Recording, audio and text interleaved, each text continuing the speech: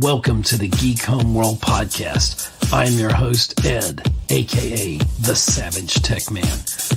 We talk film, TV, and tech, all from a geek perspective. You can find us on X, Instagram, Facebook, and you can subscribe and follow on YouTube at Geek Homeworld. Don't forget to subscribe wherever you get your podcasts. Be a part of the Geek Homeworld. Hello, everyone, and this is a second chance at this, and hopefully it's working because I'm looking at my Audacity track there, Caveman, and it apparently that intro dropped out, but I can fix that in post. Yeah, you can fix all that. So all right, greetings, everyone. Greetings. We're an hour late with technical difficulties, and I think the fact that you were late getting on here, you had something previously scheduled. I feel like you put the hex on me. Yeah, it was me. It was all me. It was you, Bastion, wasn't it? Yes, it was me. I ate lactose. I can't listen to the Purple People Eater song anymore. That was creepy. I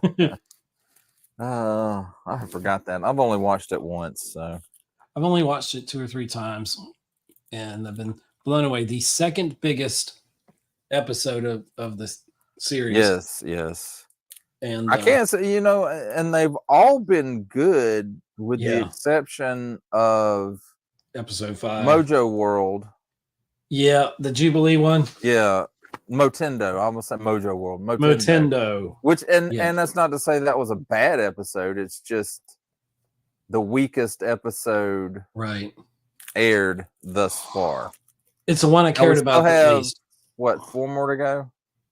Yeah, well, we're about to go into a 3-parter. But I think it's fixing to ramp up more, but I think 5 is like, that's going to be the height of the season, and then it's all. Well, you said that, doggone it. There. But, usually they'll drop off back to normal, but we didn't. We kind of did a little with Jubilee as kind of the little respite, like you said, but I feel like we went back up, right beneath, like right up next to it. Episode 7 is right there, very close to being. Yeah, it's with number 5. It's close. It's not quite to that level, but it's close. They are taking a hell of a lot of chances in this series, and I appreciate that. I think it's what's going to make this successful. And now they're talking. Kevin Feige, he's thinking of putting this. How did I say it before? It's in the MCU. I mean, it's in the canon, but this may be actually part of the MCU, which I don't know if that means this comes over to live action. I don't think so. I think it's part. I think when he says that, he means it in the same way that What If is part of the MCU. It's part of the MCU, but it's like multiverse. It's not that main, whatever they're calling that Earth. If you go by Multiverse of Madness, it's 616, but we know that's. But there's another one like 1018 or something crazy, or 1108. There's actually another number that corresponds. I'm sure there's that, but I don't remember what it is. I can't keep them. 616 is the main comic universe. That's the only one I can. Right. I can remember. Let's see. So if anybody's joining us here, we had a snafu, about an hour late kickoff here. So this is the redo, as I'm calling it, I guess, of the live stream. I deleted the first one, part 2. And at any point, this thing could drop out and just, I don't know. I literally updated Audacity as I was preparing to go live and as my backup recording, since my Rodecaster Pro stupidly lost the SD card. I've got to get one, so it's not recording. But now I'm not sure that it's working properly, and it had issues, and the computer went haywire. So, bunch of technical crap, all that stuff behind the scenes, crap. And I'm actually trying something new out. What are you trying out tonight? I got a new set of lapel mics, wireless lapel mics. And your sound is a lot better, I think. And this is like the charging case, and it has a USB-C on the bottom where you plug it in. Okay. But cool. You open the case up, and then it's got storage. This is the extra Oh, I ain't got it up. Yeah, There. So this is the extra mic, and it's that's the one I was talking about. And then you see people, you see idiots that don't know how to straps. use a microphone holding it. Oh yeah, and it actually just goes on your lapel. And so the other microphone goes in here, and then the How much did that run you? It was less than 20 bucks. Really? And then on the front of it, when you open the case, your charge, yeah, you had 100%. It tells you how much charge that the case. That's not bad. It comes with the the cord to charge it, not a brick. But I have a whole wireless pack and everything, and if I'm going to this kind of setup, I might just go back to my professional equipment that I have. Oh. And then this wireless is the box that it came in. You get that off of Temu. Yeah, I got it off of. What's the regular price? I don't know what the regular price was. I paid, it was like 13, 14 bucks. Something like that. That's we'll see how long your Chinese microphone works in this American podcast. Yeah, they're spying. Well, they're taking your TikTok away. I mean, that was just part of my. I got a little bit of a Temu haul. 100 million people, I guess, are going to have to go back to being unimportant. I guess. And, what will we do? I just don't know. This. Oh, what's that? That's a Federation. It's an enamel pin. Oh, I got one too. Somewhere. I had somewhere. I got to get me a Klingon one. Oh, here I found this. St. Patrick's Day Committee. Not many people have those. No, sure don't. I don't have one. It's Savannah, Georgia. So there's this pin. Oh, that's cool. Oh, the TARDIS. Can't go wrong with the TARDIS. Yeah, you can if it's woke. We don't know if that's the case or not yet. Yeah. And, yeah, Doctor Who. Got this one. I got my TARDIS somewhere. I don't know. I keep losing my TARDIS. I got messages. That's because yours is a retardus. it probably is. I got this one. Oh, okay, sorry. If it can't rain all the time. What's that? Pro. Oh, okay. You scared me. I thought it was some hummingbird. What's that? Yeah, it's some hummingbird. Girl that shoots the arrows. Oh, Jennifer Lawrence used to do it. Mystique. Whatever. I don't know what the salute is. Mockingjay. Mockingbird. Crap. So, and I got a sack full of these. Is that Lego bricks? It's just a little. It's a little like a little clay brick, and I'm going to use it for diorama. Well, they have laxatives for that. That's diarrhea. Different thing altogether. I don't need no help building no diarrhea. I was sure hoping that Samuel L. Jackson and Duke Nukem would have it out on this podcast tonight. Oh, yeah. Maybe. Not tonight, though. Is that your Star Wars cards? No, they're like Van Goghs. Van Goghs. Oh, okay. It's little stickers. And I figured I could try What do you know about Van Gogh? I think it's upside down. He died. Starry Night. From like syphilis. Or something. But anyway, I got a whole stack of those. They're stickers. I'm gonna try to see if I can make like a little frame or something. According to my music class, he didn't actually cut his ear off, but I don't know. No, that was probably one of the hookers he didn't pay. Well, Samuel Jackson was the pimp that came in. John collected. Yeah. He. Was it Time Magazine with Michael on it? Time Magazine, and it's even got stuff on the inside, but it's just folded up. So. Why do you have a Michael Jackson Time Magazine? Hey, it's like little magazines. But where'd you get them? Off of Temu. Oh dear, from China. Yeah, but you know what? I don't care. It's good shit. China. It's not good shit. It's radioactive, man. I don't care. You're taking jobs out of the kids in the sweatshop in America. Oh, whatever. Here is Emperor Palpatine's favorite magazine. Do it yourself. Do it. Do it. Do it. And then anyway, there's like some more. But Drunk Pool, he's got to have some stuff to read. Deadpool. No, Drunk Pool. Drunk Pool. What's the difference? You don't know Drunk Pool? Do I not know Drunk Pool? I don't know. Do you? What a nice Death Star you have in the background there. Oh no, I wonder where I got that. Oh, I know where you got the clock.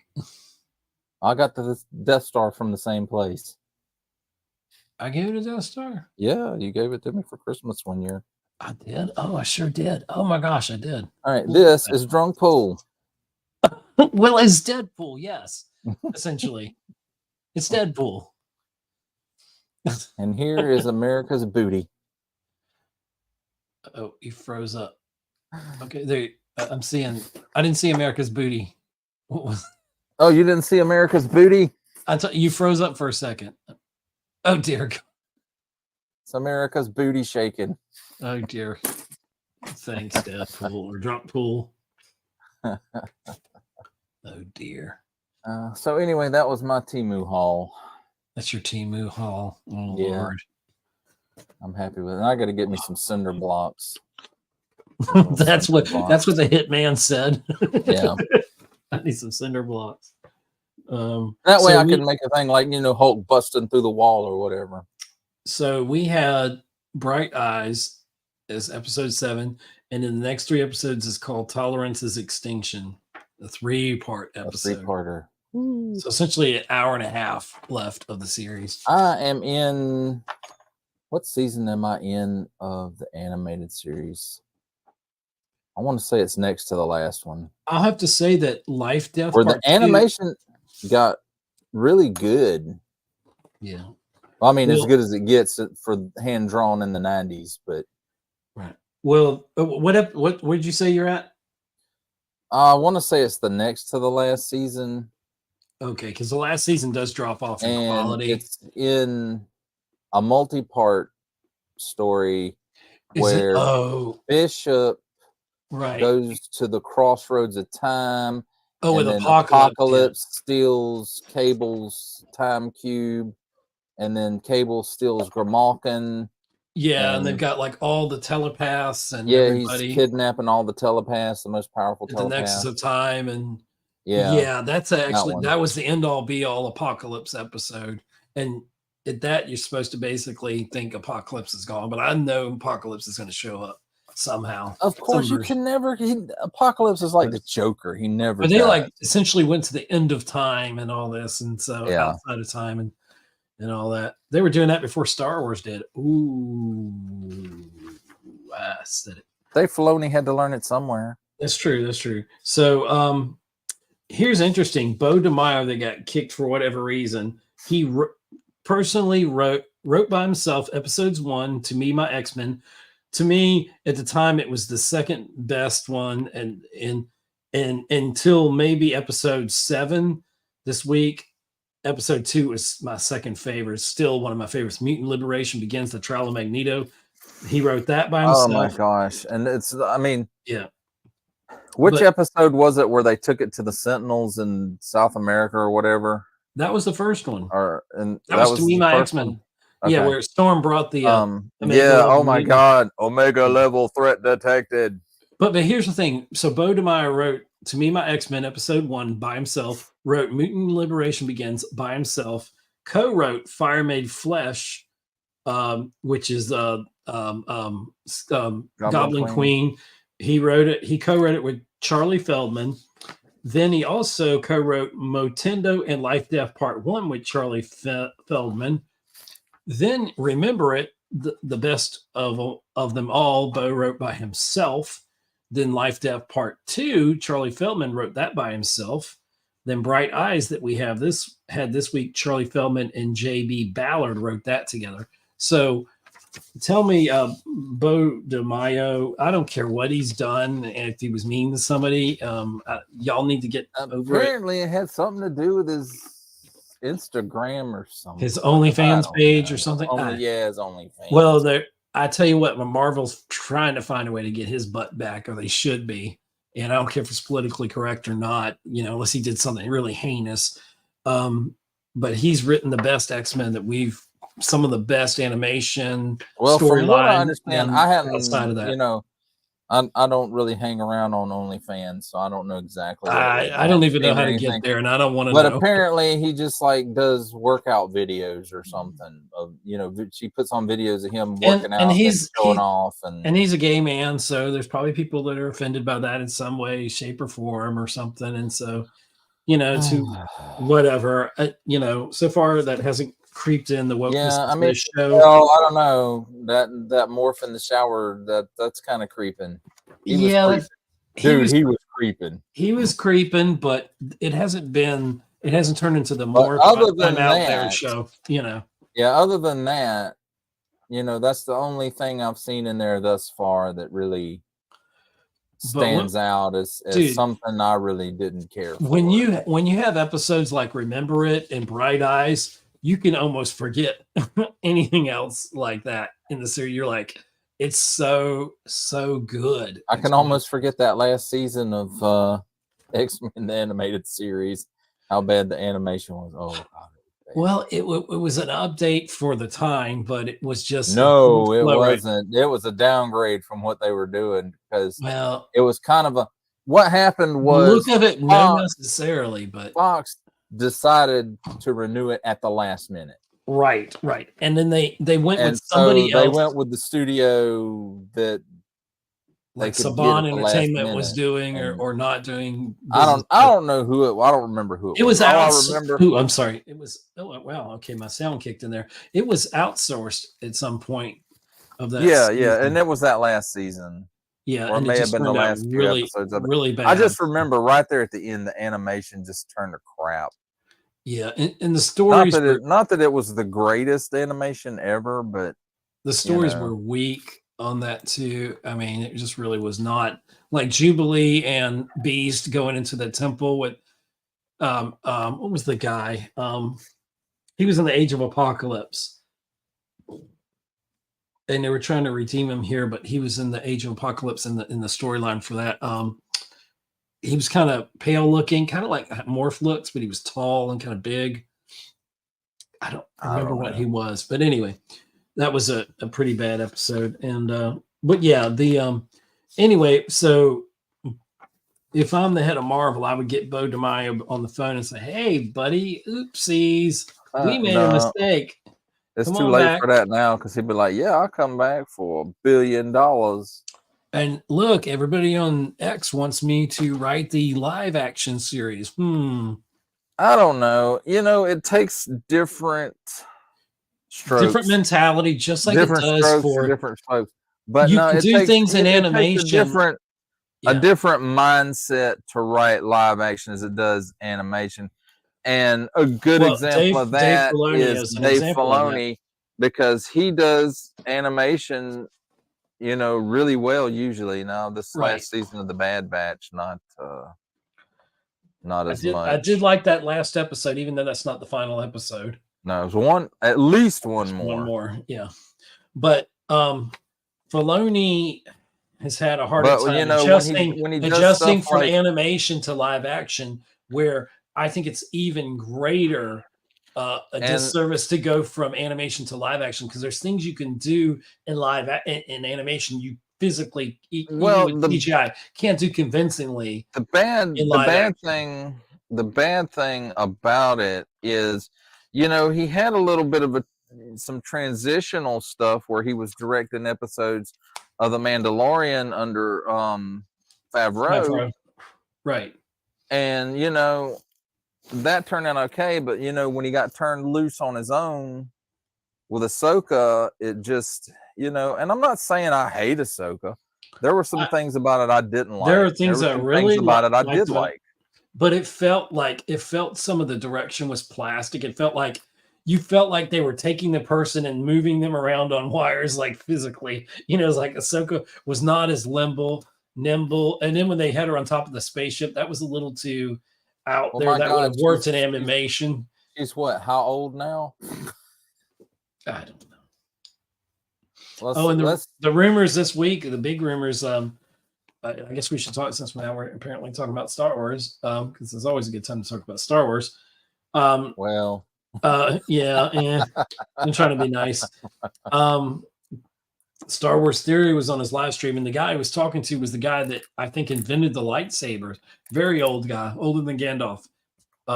And he was on there, and he was talking about lightsabers, and then he mentioned, yeah, George has been around on set, and I suspect that he'll be doing more with the live action Star Wars that's coming out.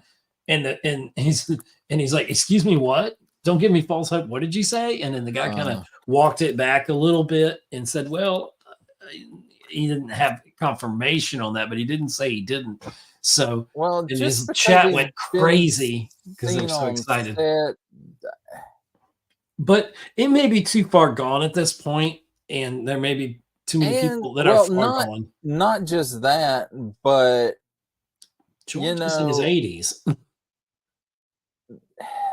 Disney's looking for somebody else to blame. They're looking, if Lucas is coming back, because if Lucas comes back, they're going to screw him over. Disney is going to screw him over and say, "Hey, look, see, even George Lucas can't even make good Star Wars anymore." Well, they're going to say that, and there may be some truth to that. But the thing is, if they let George come back and gave him total autonomy and said, "Okay, here's your sandbox. You do everything you want. You have Disney's expenses. They're not going to. First of all, they're not going to do that. They're not going to give him a blank check. I know they're not going to give him a blank check. They're not going to give him. But if they want to save their butts, not because I'm a Star Wars fan, but I would have already had. I would have never did Lucas that way. He has worked under his own auspices for so long. Right. I don't know if he could go back into that studio system and work effectively. It could be hard. It could be difficult. I mean, I guess it might be like a bicycle, and you just got to get back on it. But it just seems like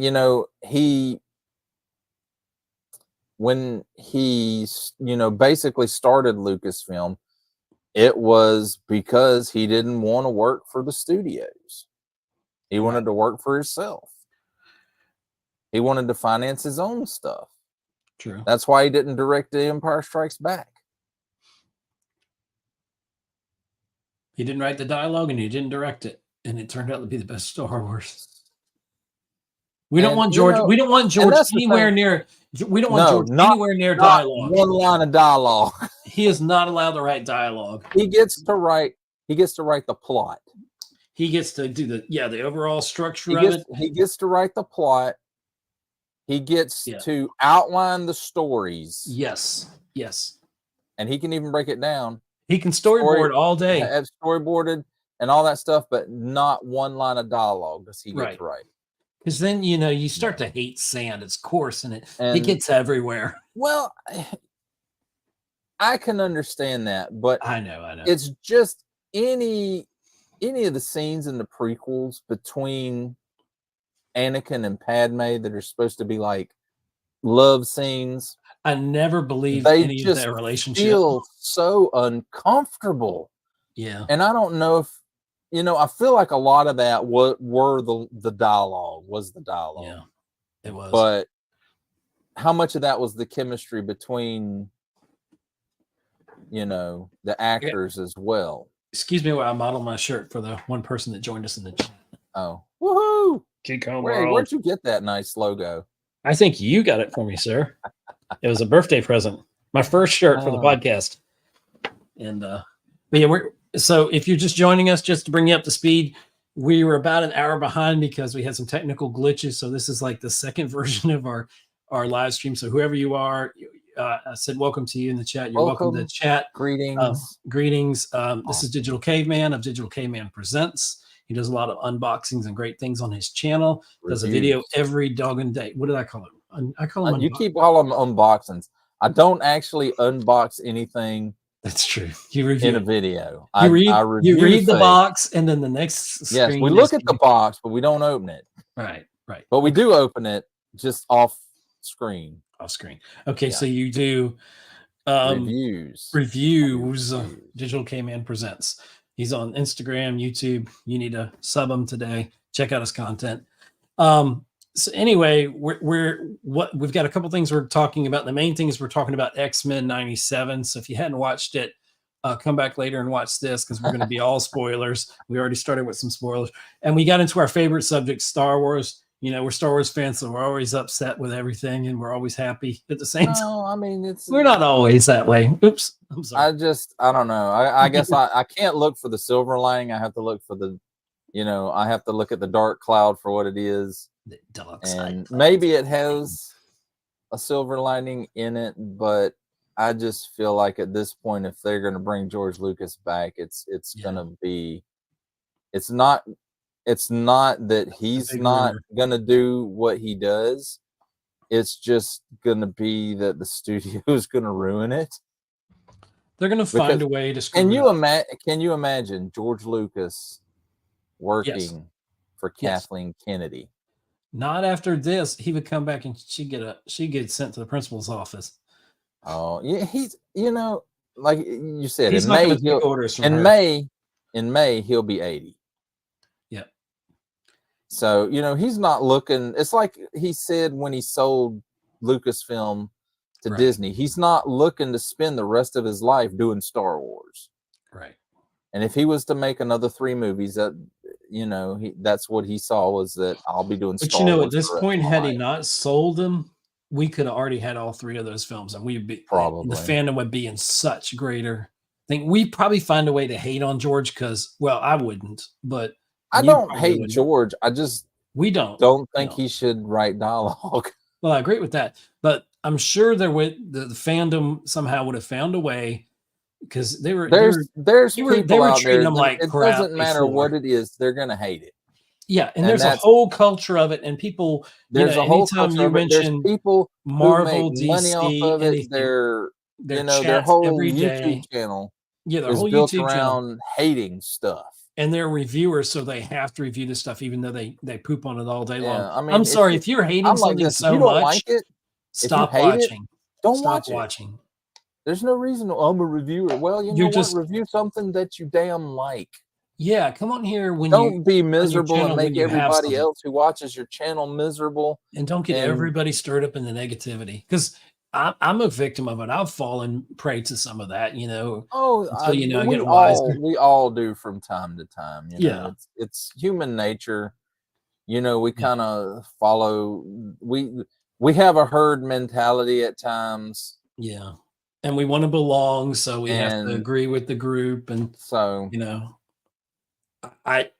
for a fact there's movies that you think are utter trash, like X-Men: The Last Stand, that I understand the reasoning for, and I don't. I understand the reasoning for it. I just don't like it. Yeah, it's it's hard for me. It's hard for me to find the bad. I'll put it to you like this, because I'll watch. If I'm doing an X-Men movie marathon, I will watch it just because.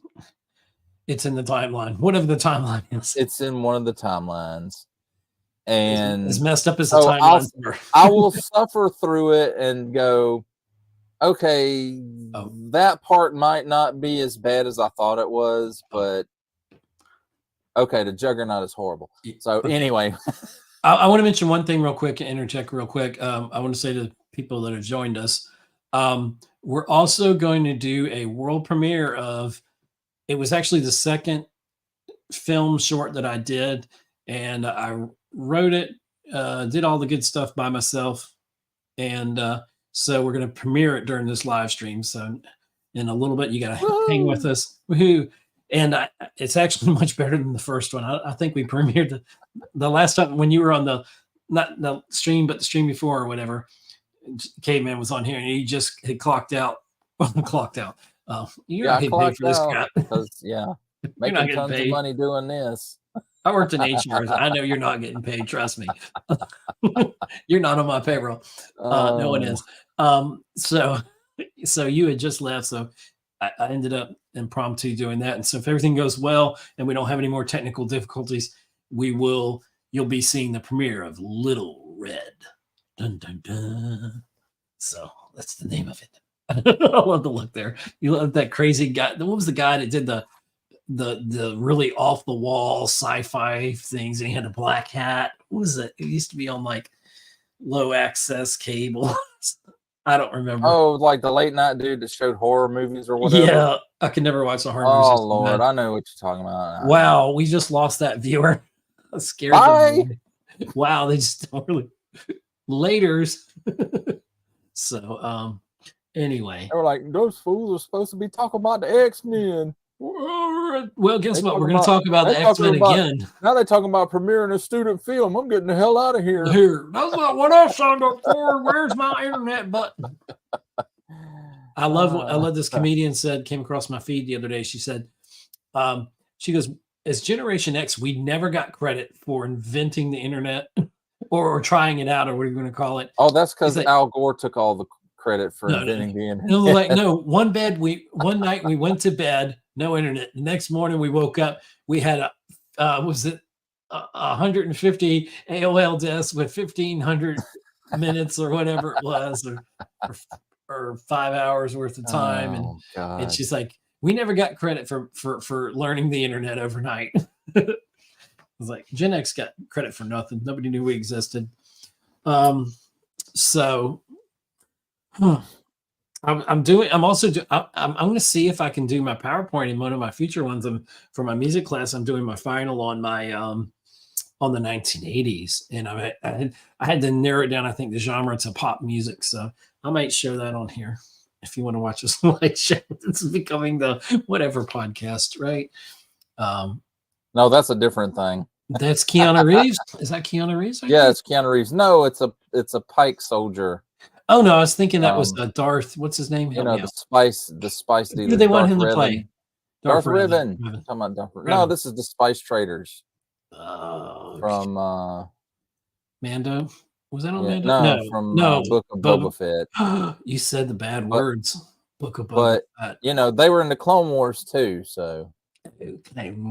I have to admit, the last episode is not the second. Maybe it's the second to last, but it was actually a pretty good episode. It's so dark. The Bad Batch, and what are we getting? A spinoff? You said of Bad Batch. That's the rumor. Darth Maul. No, not quite. It looks like Darth Maul. Well, he's a Night brother from Dathomir. Savage Opress. So he is a Zabrak. No, this is one of the dudes from Jedi Fallen Order. And so is he playing a dude that's trying to be a dude that was another dude? Yes, that's a dude with a bow and arrow dude. Excellent. So this one ain't new, but he lives on my desk. He lives on that's zombie Captain America. Oh my god. Hey, here, let me tell you about Digital Caveman. Please tell me about Digital Caveman. You're joining us here on Geek Homeworld's podcast live stream with Digital Caveman of DigitalCavemann Presents. You can find him on youtube.com/@DigitalCaveman with 2 N's. Yes. Oh, and I just found out if you like my content, I am now offering memberships at various tiers. And one day when I get some money, check the link in one of my videos. See if any membership offers are right for you, but only if you're in a position to do so. Right. And there's some really cool perks that they get as memberships. Yes. If you join the Legendary Friends tier, you get early access to all of my videos. In fact, as of Wednesday night, why am I putting that on the screen? Is Raz here? Raz. Okay, yeah, keep talking. As of Wednesday night, all of my content for next week, including the sizzle reel, was available for that tier of members. So that's awesome. And would you like to read what I put up on the screen, Digital Caveman? Follow Raziel Kane on youtube.com /@Raziel Kane Reviews. And Raz wants to know, he says, hello, you got monetized? ? Well, not fully. Not fully. I got partial monetization where I got memberships and super stickers and super chats and all that stuff. and still no money flowing in from that either. So, you know, it'll happen. It is what it is. You know, I'm going to do it as long as I enjoy it. When it starts feeling too much like a job, I'll probably just keep doing it out of rote anyway. Yeah. Let's see. And if you want to subscribe to Geek Homeworld, youtube.com/ you're not supposed to say /, by the way, you just say / at Geek Homeworld 4248. I learned that on the Audacity to Podcast with Daniel J. Lewis and his 10 or 15 things you should or should not do in your podcast. Very good episode. So, where are we at? Well, let's see. We talked about George Lucas. We sort of skimmed over X-Men 97. Yeah, and Raz, if you stick around, we're going to premiere my student film that I did, and all by myself, my acting debut. But let's talk about Bright Eyes real quick. And I'm going to read this. I'm just going to read this. It's from Wikipedia. The episode 7 is written by Charlie Feldman and J.B. Ballard, and Emma Emmett Yanamura is the director. She directed Remember It, written by Bo DeMaio. So, episode 7 of X-Men 97 says, as the X-Men hold a funeral for Gambit, Rogue angrily searches for Gyrich and Trask. After gaining information from General Thunderbolt Ross and Captain America, Rogue finds Gyrich in Mexico and absorbs his memories. Gyrich is killed later that night by a mysterious man who is working with Sinister. While assisting in the recovery efforts at Genosha, the X-Men are contacted by Trask, who tells them that he is in Madripoor. They get Rogue on the way. Roberto and Jubilee visit Roberto's mother and tell her that he is a mutant. She asks him to keep his identity a secret. In Madripoor, the X-Men learn that Sinister and a mysterious OZT organization that DigitalCaveman's going to tell us what that means in a minute, have been developing a highly advanced Sentinel program. Rogue drops Trask to his death, unknowingly activating program that turns him into a human Sentinel hybrid. Cable arrives, defeats Trask, and explains that Sinister is working with a greater threat than that they must stop. The threat is Bastion, who reveals to Sinister that Xavier is alive in space and that Magneto, presumed dead in the Genosha attack, is also alive and is Bastion's prisoner. Wow. What an episode that Yes, that was it. Still wasn't as good as Remember It, but it was good, and you know, damn near close. The right level of you know, shock reveals of Bastion, but at the end, but you know, if you're kind of familiar with that storyline, which I'm vaguely familiar with. I think I may have read through it once, and you know, I think OZT is the company where he's using that company to infect people with this like Sentinel virus, and at any moment he can activate them as human Sentinels. I was throwing that softball to you because I had it on the tip of my brain and I can't remember what it was, but it's something simple. OZT is like, it's based on something out of the comics. I think they may have said it in the episode what it stood for. I just don't recall. I feel crazy that my brain. My brain doesn't do anything. Yeah, it just kind of sits there these days. But let's see. I've got to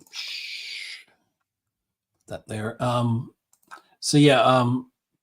Oh, you can see the chat too. Okay, man. Okay. Yeah. So you were talking to Raz there. Yeah. So this is amazing. The level of it. We've got like a 94 approval rating for this episode 7. It's like, you're talking about Rotten Tomatoes approval.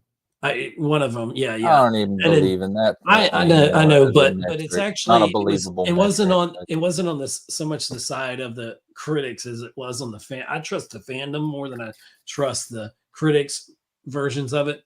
But the next, the rating was just right there, right behind episode 5, which is incredible. That's an episode we'll never forget. And You know, I thought X-Men was pretty dark. Well, not pretty dark, but I thought it was kind of dark for even the 90s, the animated series. But this one, they are just, I love that they're just going for it. And when you have cartoons like Invisible, or animated series, I should say, Invincible is, wow, they just really up. Yeah, I still have to catch up on that one. I watched all of season 1, and I mean, God Almighty, that first episode was just blew me away. Yeah, in a lot of ways. I was like watching it. Okay, it's a moly. superhero show, and I had never read the comics. I was vaguely aware that it was a comic. It was Skybound, and same guy that does Walking Dead. So I was aware of it, but I had never really. Kirkland? No, what's his name? Kirkman. Robert Kirkman. Yeah. And I didn't really pay that much attention to it, and not that I was really reading comics at the time, right? But so I never really paid attention to it. So when I watched that first episode, and then like the end of it, he's just start ripping basically the Justice League into shreds. I'm like, holy crap! All right, are you ready for a movie? You like my transitions? You're not ready for that one just came out of nowhere. That was just like the attack in Genosha. You saw it coming. Well, that's true. That's true. But I don't think this has the same shock value. Oh, Raz says yes, he's ready for it. Okay, you're ready for Little Red. All right, so let me just preface this by saying this was the second film short I made by myself. They're supposed to be like 5 minutes long, so naturally I went over. But the first one was really kind of bad, and I filmed all this, did it all by myself. The second one, I don't know, it's considerably better than the first one, and I'll show the first one again sometime, and I may just do another like unveiling. But here we go with Little Red. So here we go.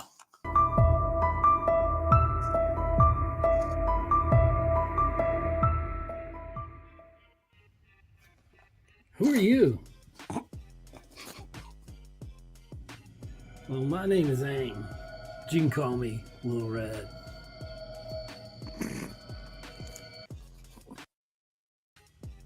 Okay, Little Red, can you help me with my homework? Yeah, man. I'm like your little angel, okay? That's what I'm here for. What were you working on? Well, I must write a story, but I don't know where to start. I don't have a clue, man. It's like writer's block, man. I don't know what to write, You might start with them dishes in the sink there, man, because cleanliness is next to godliness, man, You can't get your mind organized. I mean, organized, man. If your house is a wreck, you know what I'm saying? Yeah, I need to do these dishes. Because cleanliness is next to godliness.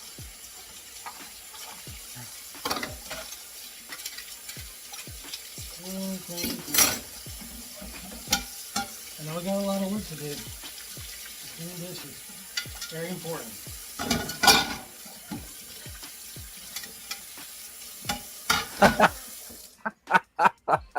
Pretty much, Raz. I think that's the right decision.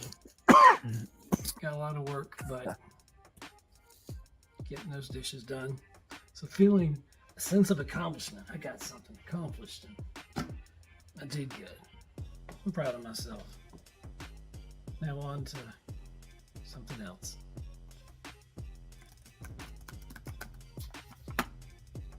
Oh wow, look, I got an email. This is awesome. Let's see, it's from the theater and it says, you got email. Well, that's good. It says, if I go to the movies today, I'll get a free popcorn. This is great. Now listen, this gets even better. I'll get Twizzlers. I love Twizzlers. The strawberry Twizzlers, they're my favorite and I love them. So I'll get popcorn, Twizzlers, and, oh my gosh, and a free drink. Can you believe that? The price of concessions these days, I am like excited, man. This is gonna be cool. I would be a fool to do my work now when I can just put it off a little bit longer, and then I could go to the movies and I'll be fine. I'll get back and have enough time to do everything, So I think that's what I'm going to do. Get my free popcorn, my Twizzlers, and my drink. It's time to go to the movies. Go ahead, man. It'll all be here when you get back. Hey, man, I really need this break. I'm going to the movies. I'm going to have fun. It's going to be awesome. I'm waiting to see this movie. You know what? I'm going to get my Twizzlers and free popcorn and, oh my gosh, a free drink. I'm going to save a bunch. It makes no sense for me not to go to the movies. I'm going to have fun.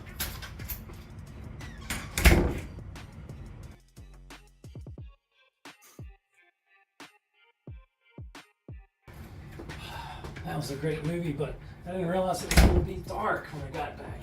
That's crazy. I still got work to do. I still had fun. I got my Twizzlers. Yes. Why don't you take a nap, man? I'll wake you up in a bit, okay? You need your rest.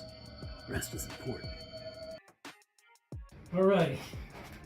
That was a good movie, but I need a nap. I'm going to take me a quick little nap, and then I'm going to be fine, and I will be refreshed. Just a little bit of sleeping. Oh. Good night. Pleasant dreams.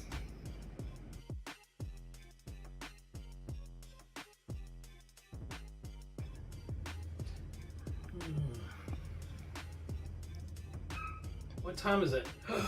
Oh my God, it's morning. It's light out. I was only supposed to take a little nap. Oh my gosh. I can't believe you let me oversleep and I missed my deadline. Wait a minute. I need to put my glasses on. Better to see you with. You look familiar and I just finally placed it. Your name is Ang, you say. But anxiety. That's it. Your anxiety. And I cannot stand anxiety. You've wrecked my life for too long. I'm going to have my revenge now. You will not rule me, anxiety. Take this.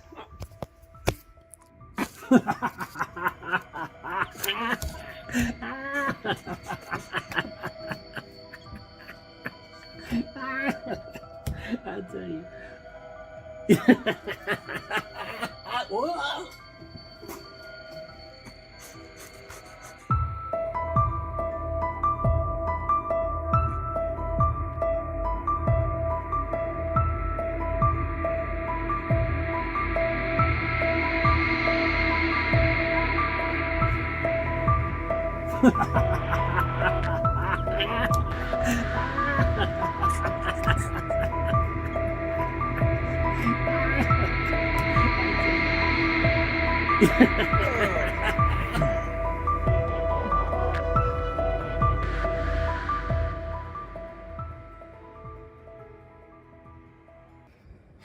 I'm just going to rest for a minute. I'm just going to lay down, take me a nap, and go to bed. Quick, ow, quick.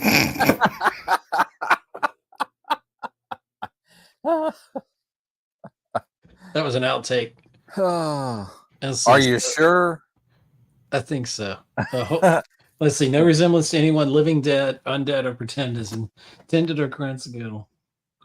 Thank you for watching, and do not give in to anxiety. Ta-da! Okay, can I give you? I'll give you some notes. I know it's probably too late for that, but I'm gonna give you some notes. Okay. First of all, I think you misnamed your antagonist. I'll tell you. I was waiting for that. His name shouldn't have been anxiety. His name should have been procrastination. Well, that's going to be in the sequel. You see, but anxiety causes you to procrastinate. So anxiety is the king or the root of it all. Well, see, you should have. It was an artistic choice. You should have made it a trilogy and started out with procrastination. That's well. See, I did like George Lucas. I did the 4, 5, and 6 first, and then I'm going back and doing the prequels. No, it's not a trilogy, Raz. Thank goodness. Oh no! Oh no! It's a standalone. Now that I've broken through this creative blockage that I had, oh Lord, let's call it constipation.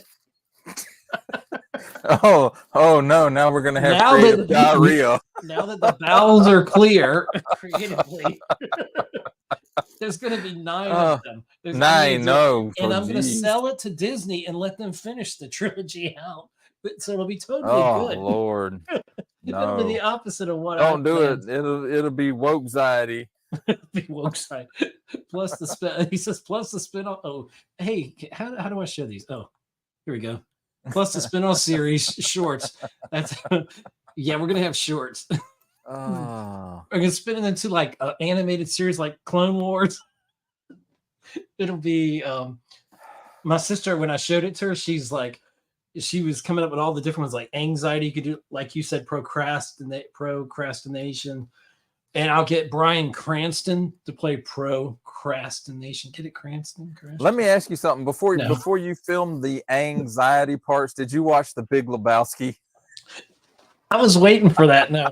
And I'm not a big fan of that film. I don't actually know if I've watched the whole thing in like a long time. I haven't either. I've watched bits and pieces of it. But I felt like I was trying to channel him there.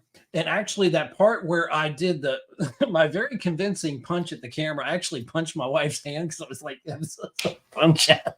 And I was like, oh, I'm sorry. You're lucky there wasn't a real beat down in that video. Then I know. And so, well, no, I did not punch my wife. Let me say that.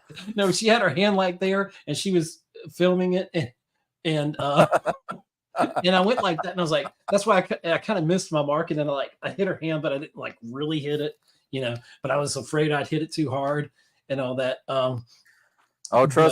Trust me, Raz. That wasn't a thing because go watch that because he's alive right now doing this this stream.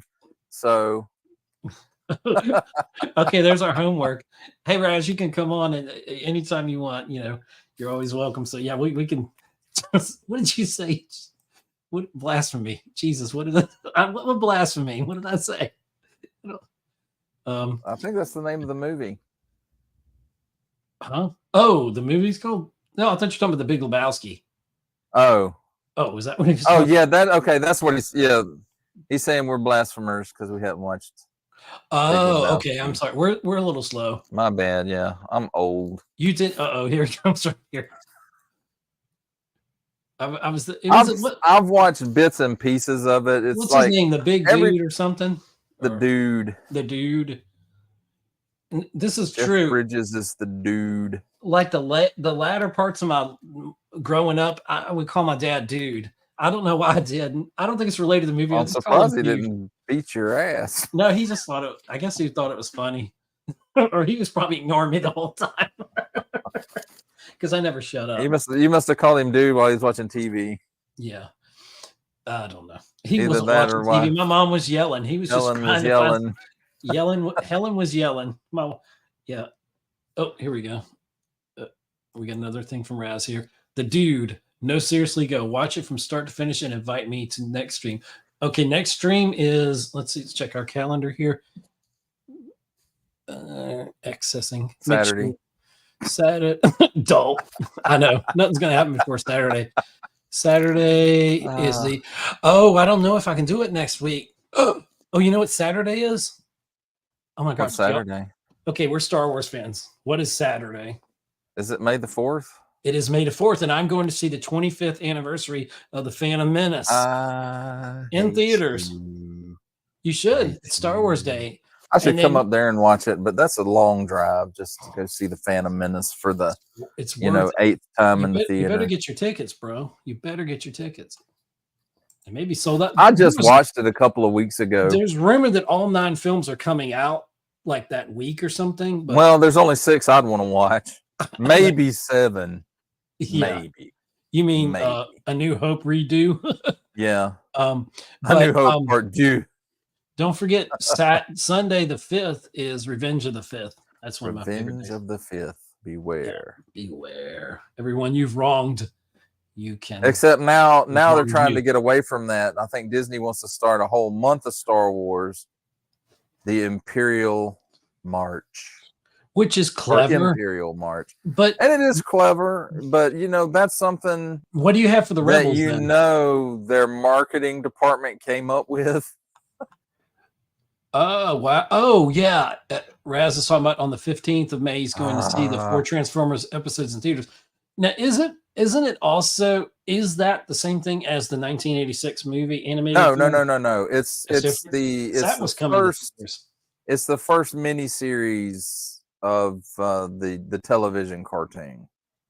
It was a 5-part story called More Than Meets the Eye. I think it was called More Than Meets the Eye.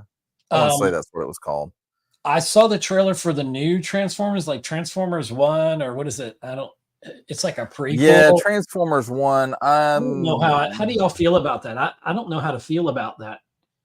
It's not Bayformers, though. No, it's not Bayformers, so I'm maybe that's a good thing, but I don't know. I don't think it's for me. Yeah. It's just, for me, it's outside of what I want to see. Raz, do you have any thoughts? Oh, here we go. Let's see what Raz says. He says it's the third 3-pilot episode plus 1 more and a special feature voice acting sessions with Cullen and Welker, Frank Welker. Okay. Come on, even you should know who Frank Welker is. I know who he is, but I'm just saying. He's so prolific. He voices everybody. You're assuming I could read here. Eating, Burger, and some more. Okay. Hey, Raz, if you had time, I'd bring you on camera if you wanted me to. I'll bring you on stage if you want, if you want to talk. Otherwise, keep chatting with us. He says, here's his response.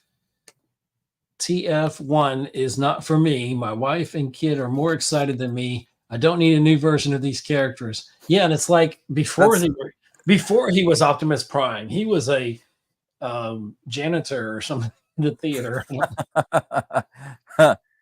Yeah, I don't blame you. If I might have been too tired for that if my stuff wasn't already upstairs where I was working on stuff.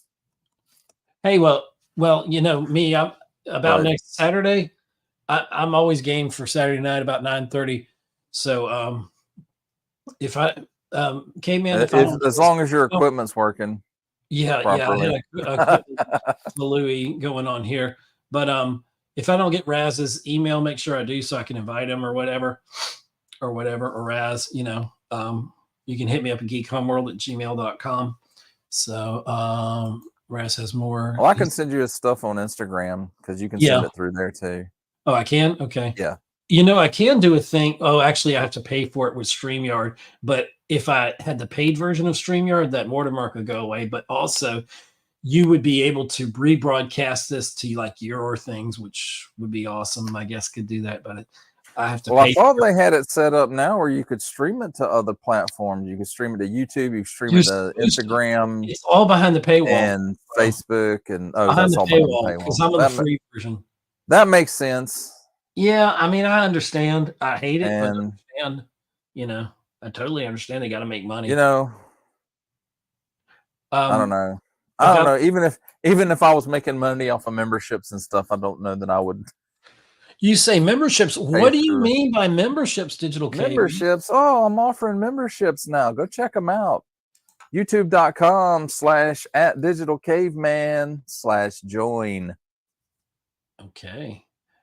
You can check those out. I have three tiers right now. What are your 3 tiers? I can't remember what all I offer on them. You'd have to go and look at it. But it's worth it, man. But, you know, there's one that's just like a few bucks.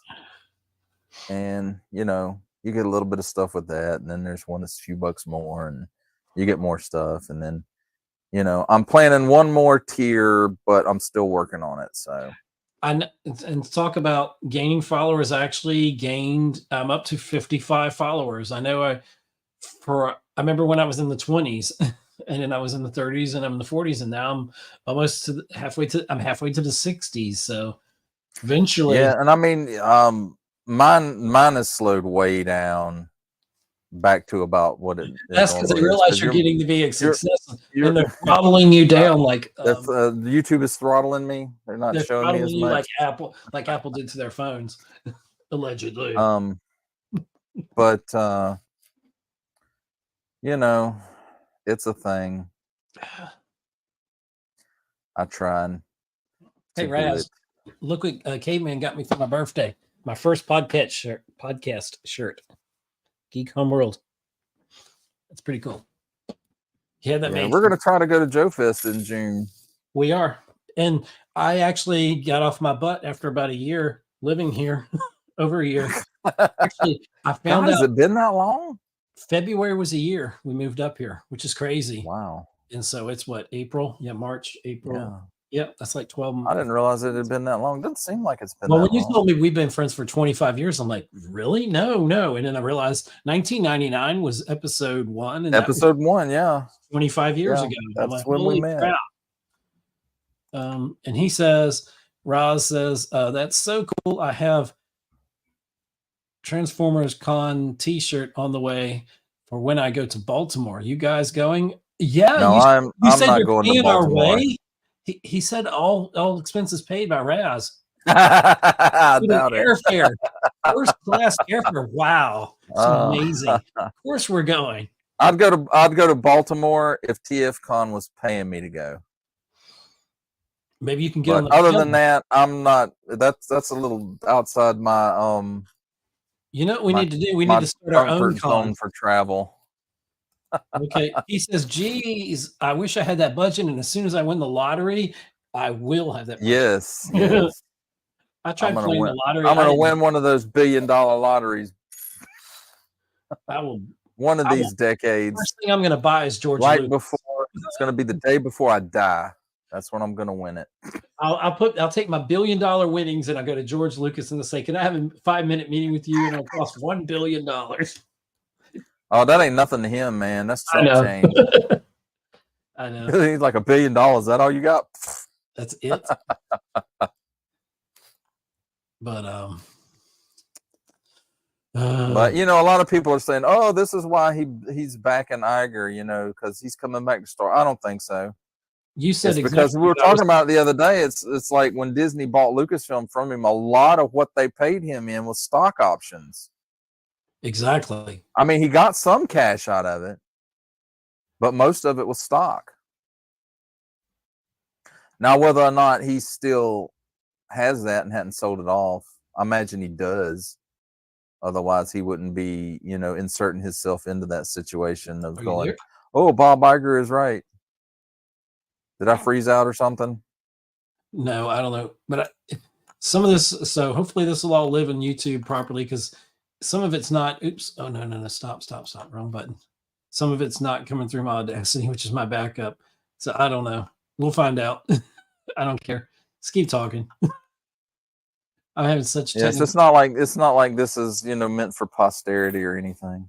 Yeah. Oops. Well, like I told Cayman right before I was coming on at 9:30-ish or 9:45. I was about 15 minutes late for my own live stream.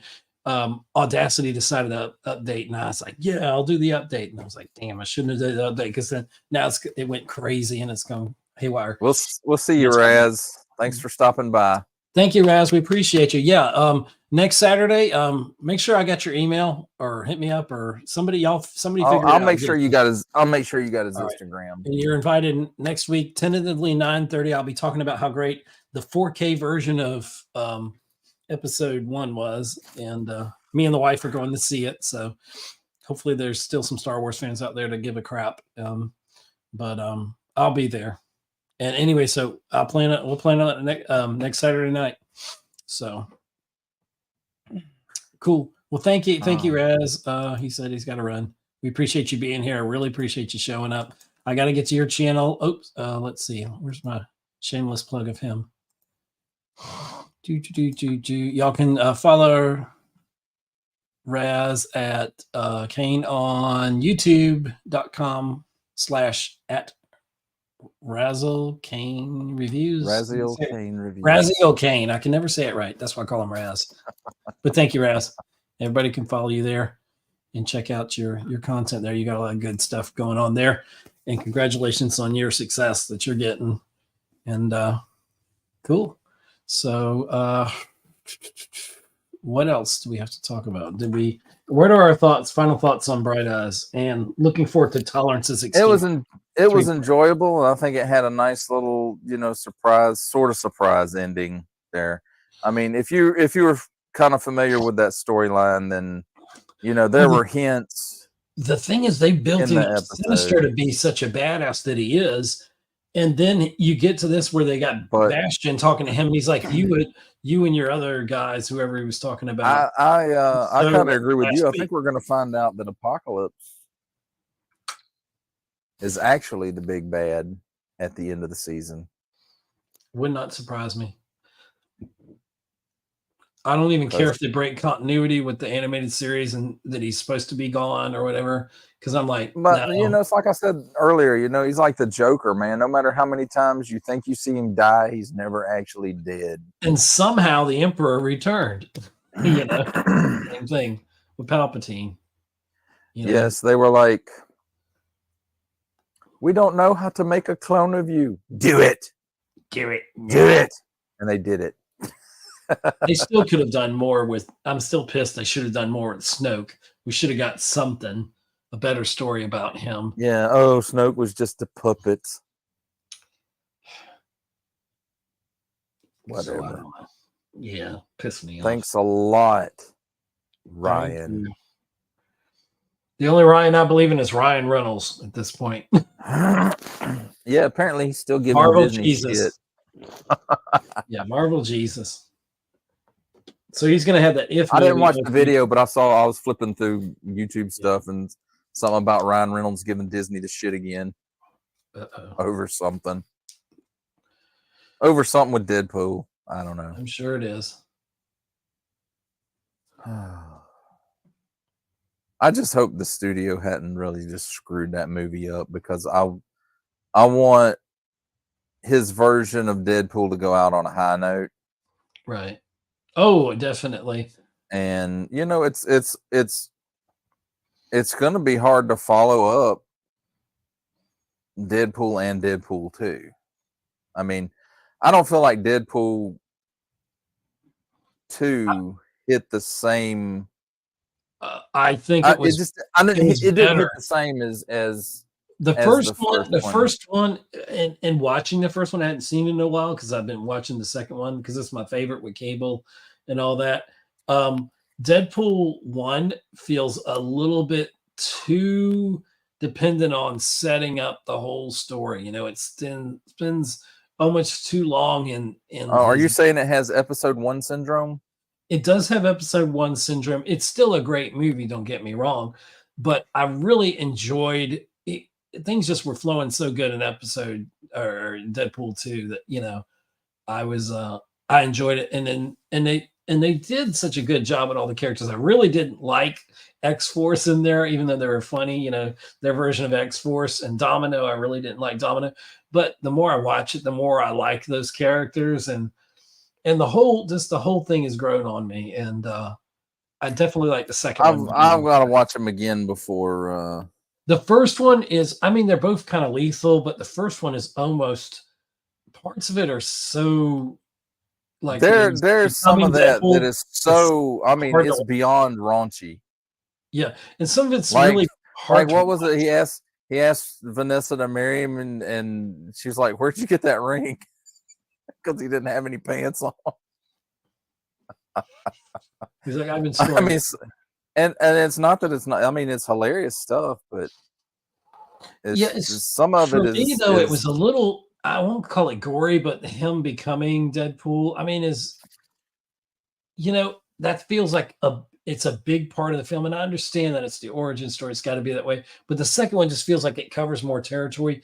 Even though the second one kind of feels like they could have been shortened, and it feels like they kind of prolong some of the scenes. Even though I enjoy the film, I guess it just felt like there was too much of it.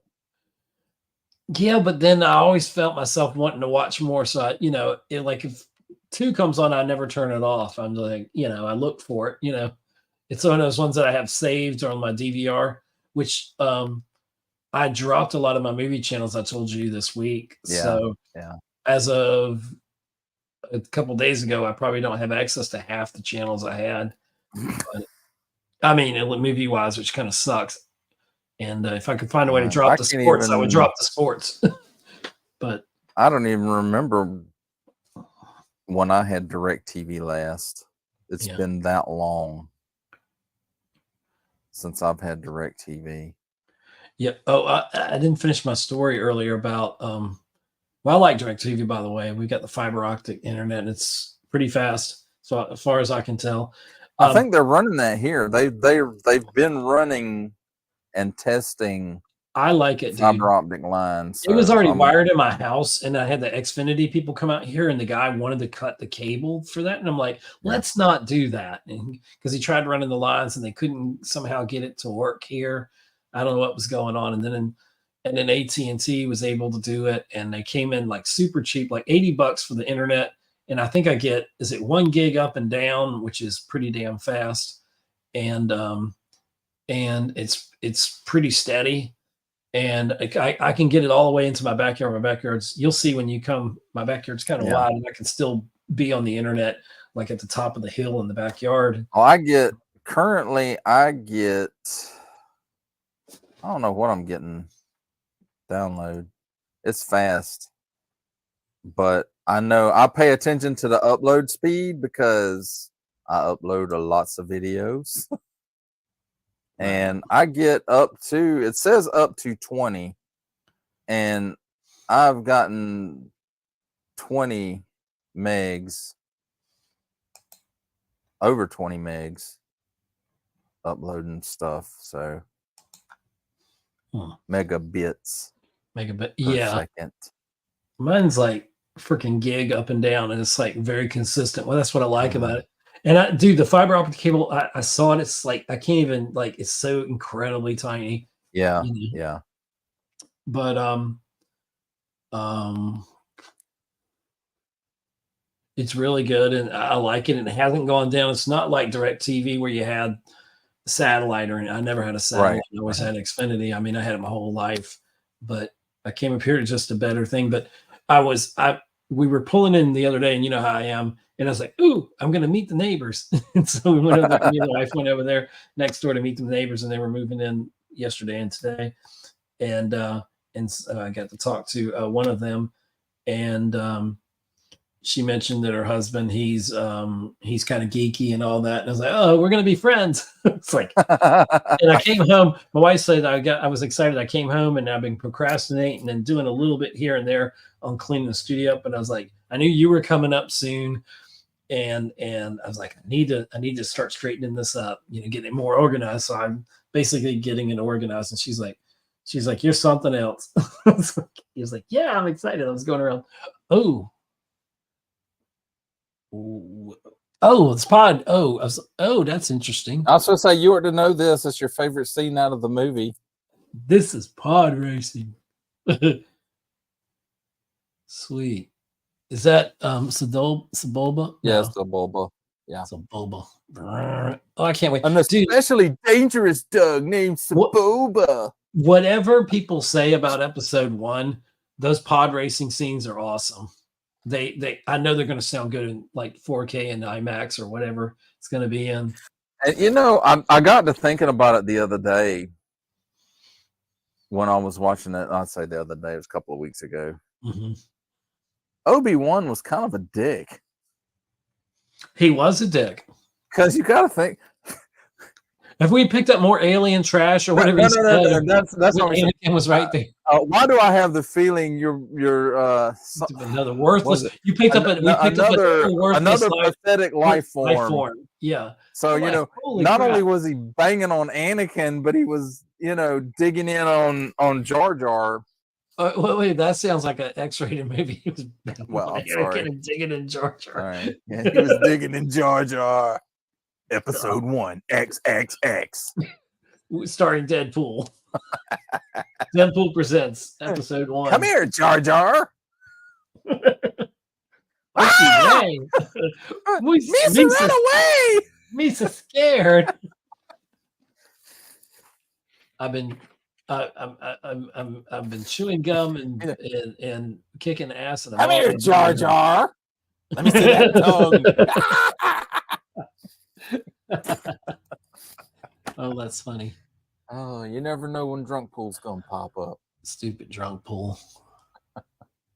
Drunk pool. Drunk pool. Oh wait, that's copyright. You can't be getting no strikes. Why? But speaking of that, I picked this up on DVD the other day. The entire series. You bought Adam it West for Batman. DVD? Oh man, I almost did. I saw it. $35.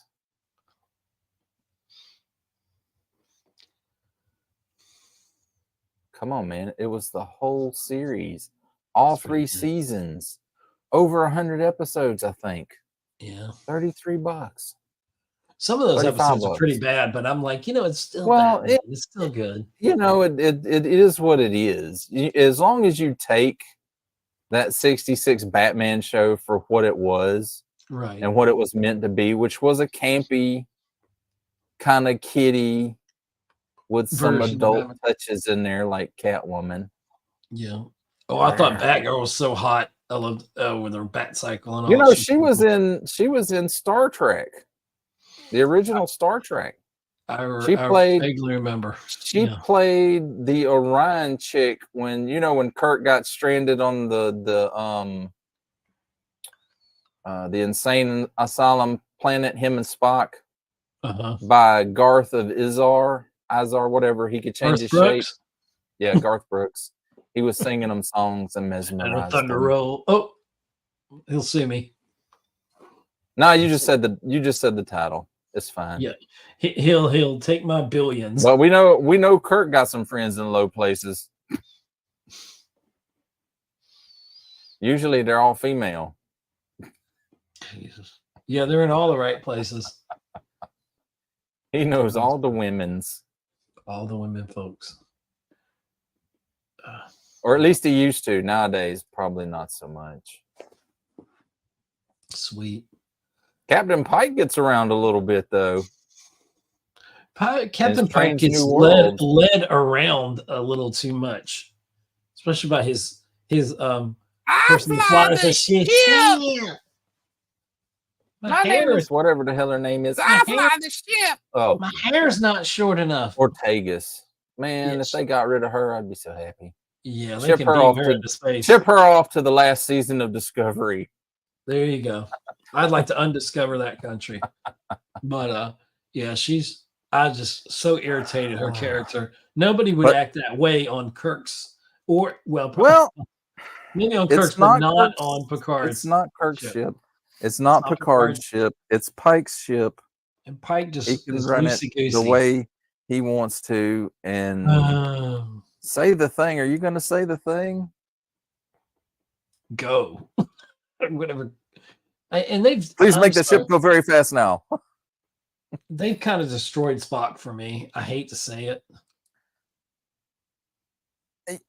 I can kind of see where they're going with it, what they're trying to do with the character. He's been delving into his humanness for too long. He's losing the essence of being Spock. But here's the thing: you got to remember, Spock is still fairly young during this time. You got to remember, he serves with Pike for like 10 years or something. Excuses, I say. So this is pretty much, I would say, at least in their first 5-year mission is where I would place it, if that's even a thing anymore. I don't know. Is it a thing anymore? I don't know. So, I would put that in there. So it's very early on in Spock's career. This is the first time that he's been really off Vulcan and exposed to humans other than his mother or Michael Burnham, if you want to buy into all that. I don't. So I want a rebate on that, or refund on that. A rebate. I want a refund. I've got through my second complete watching of Star Trek Voyager since I've been following it on the Hero. There TV. were some pretty bad episodes in Voyager too.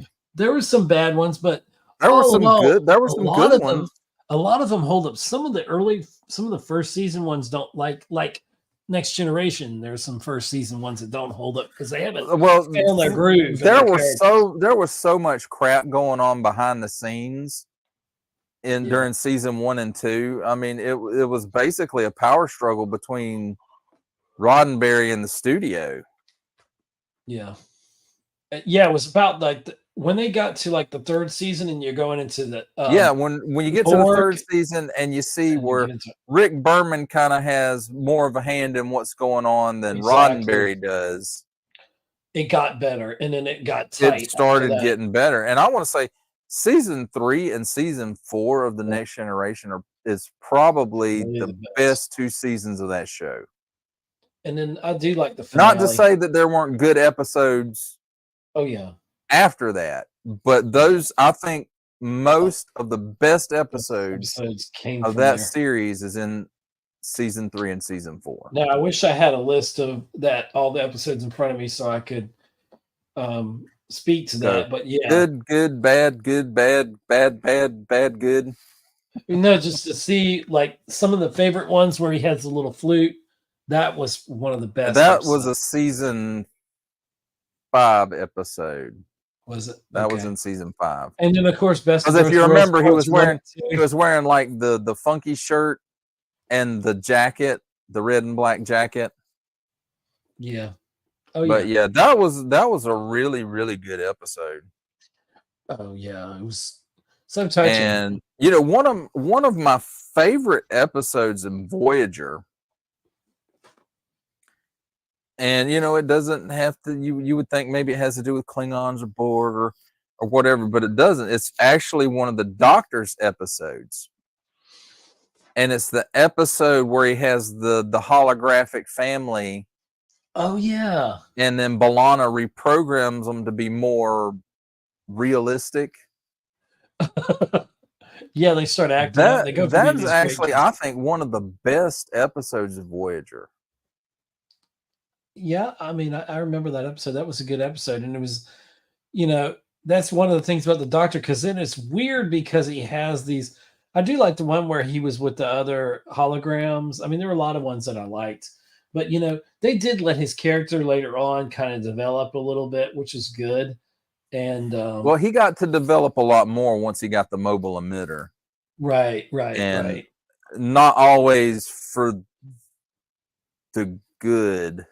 Right. Or the best, Some of the ones where he does the opera stuff. The episode where he becomes the famous opera singer on that planet, and then he wants to leave the ship, and then it kind of backfires on him. The one another good Doctor episode was the one with the planet where the planet blames Voyager. It's like way off into the future, and the planet blames Voyager for all the woes that they had to deal with, and the guy in the museum finds the Doctor, episode. Right. And the Doctor starts setting them straight about stuff, and then he causes a bunch of upheaval. The one where Harry Kim has to go back and Voyager's crashed on an ice planet, him and Chakotay. Oh, where him and Chakotay are the only ones that make directed it by Reed Tom Paris. Rainbow. LeVar Burton. Oh, that's right, because he was in that episode. He was Captain LaForge. Captain of the Odyssey, if I remember correctly. I think you're correct. Yeah, but there was a look. One, it's in a book. I know that's true, and I probably have a book right on my shelf over here. But the one where they get stuck in the planet, and then every minute or hour is like 100 years or whatever, and then where they're stuck in orbit or whatever. Yeah. That was a good episode too. There's a lot of good ones in it, but I will say this, and I will stand behind it 1,000,000%.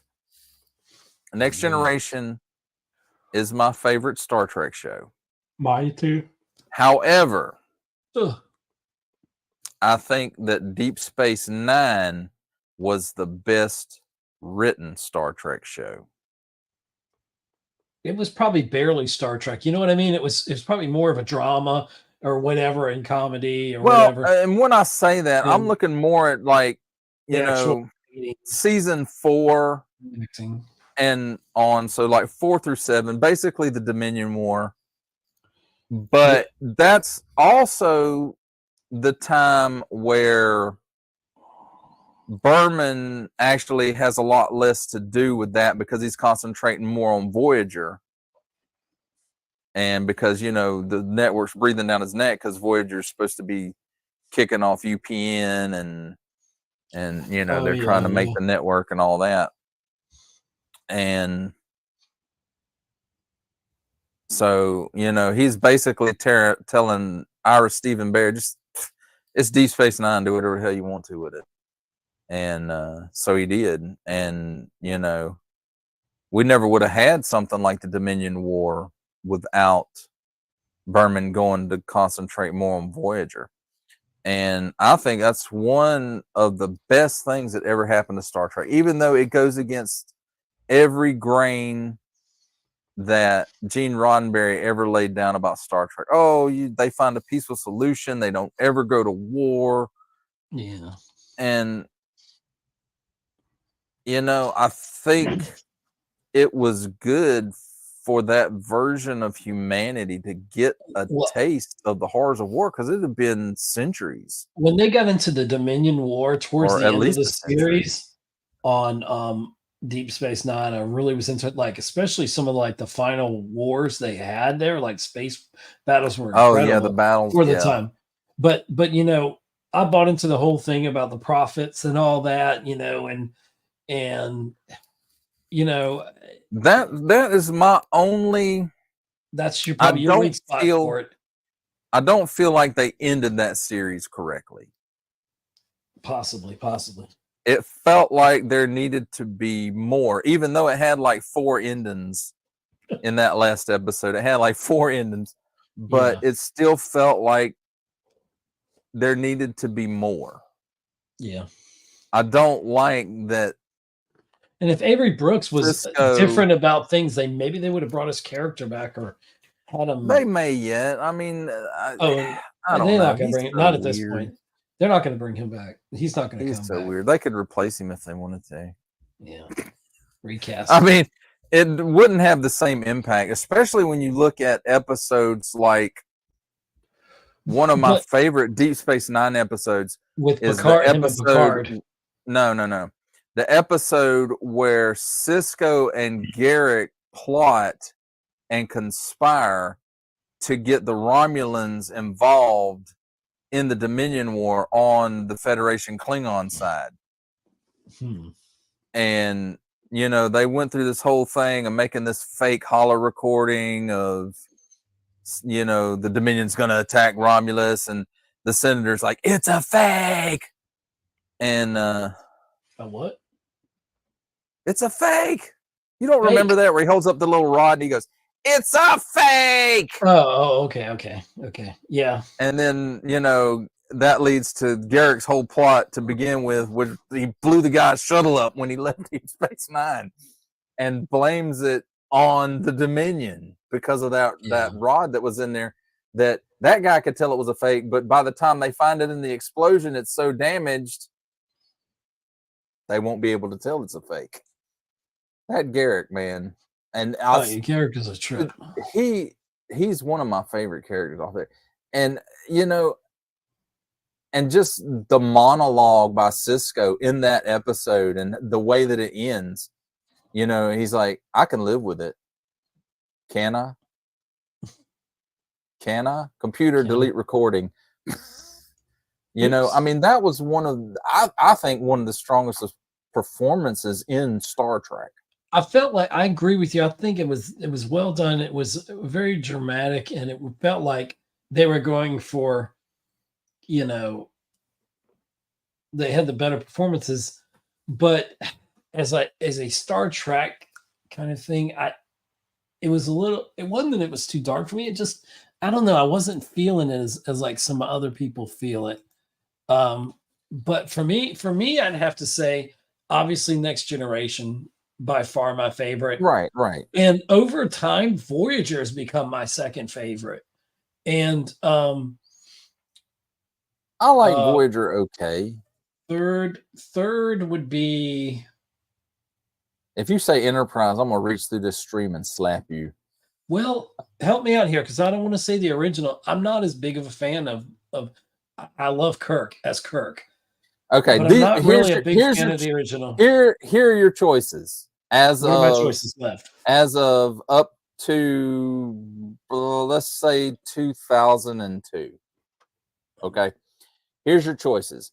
You got the original series, and then you can kind of put the movies in with that too, or you can put them as a No. Let's thing. just talk about series, So, because now series but Discovery, I as far wouldn't as even series care. goes, I want it at the bottom, but I don't even want it on no, the that's list. outside the time frame we're talking about. Okay. So you got TOS, you got Next Generation, you got Deep Space Nine, you got Voyager, and you got Enterprise. I would have to put Enterprise. And I'm not going to say I hate Enterprise. I don't hate it. It's not my favorite. I'll sit there and watch the episodes, I'm always wanting them to have more tech, at least by this season or the end of this season. You know what I mean? Like, I want their warp drive to be much faster. I want them to have photon torpedoes or whatever, because you get kind of spoiled on some of that high tech from Voyager, with and some of the Borg stuff that they got. Hey, carry on. I will be back shortly. Okay.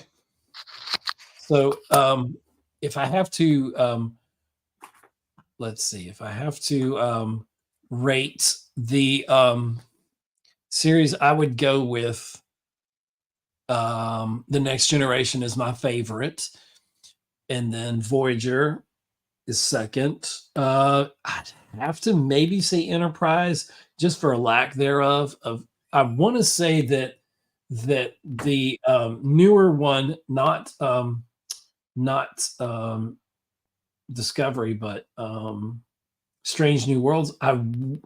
For a while there, for the first couple seasons, it might have been my number 3 behind Next Generation and Voyager. It might have been number 4, actually. Next Generation, Voyager, Enterprise, and then it might have actually been number 3, but it's kind of probably fallen down. It's maybe 4 at this point.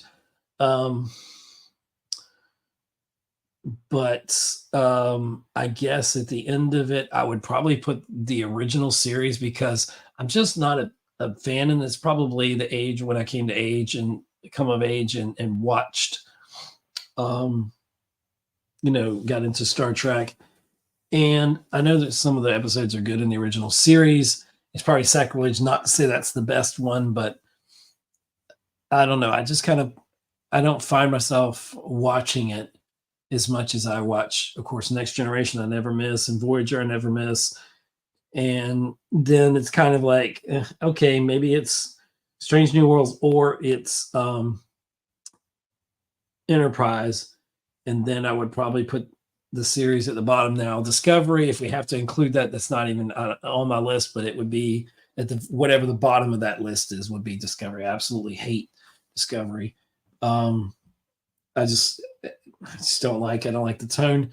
I guess I forgot to say Picard, because other than that, that's kind of a Disney Plus show. And I get, the same, if we're going to count them all, then you have to bring Picard into it. So first season of Picard was okay. I didn't really like the tone. I didn't like the way it was going. Second season of Picard, total trash. Hated it. It dragged on too long. It's just monotony. But third season was almost perfect. It could have been a Next Generation movie to wrap up everything. And even if it spins off another series, the one with 7 of 9, I hope so. But or Picard's son and Beverly's son there, if it spins him off into another series, that's great. But season 3, that's some of the best thing they ever had for Star Trek, including the movies of Picard, just getting the Next Generation cast back and just kind of wrapping things up the way they did. It was a really good send-off, and night and day compared to episodes 1, especially, season 1 and season 2. Season 2 was just total trash of Picard. But Picard would be up there by Strange New Worlds. It might be, season 3. Okay. But I would say season 1 and season 2 over Discovery any day. So here's my updated list. So far, I was talking it through. Next Generation, Voyager,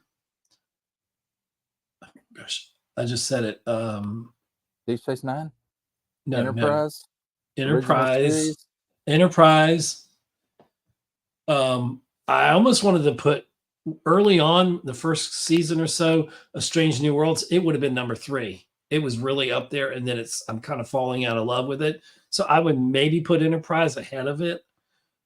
It's just at this point of the list is kind of weak. Now Picard season 3 would have been way up here. It would have rivaled some of the films.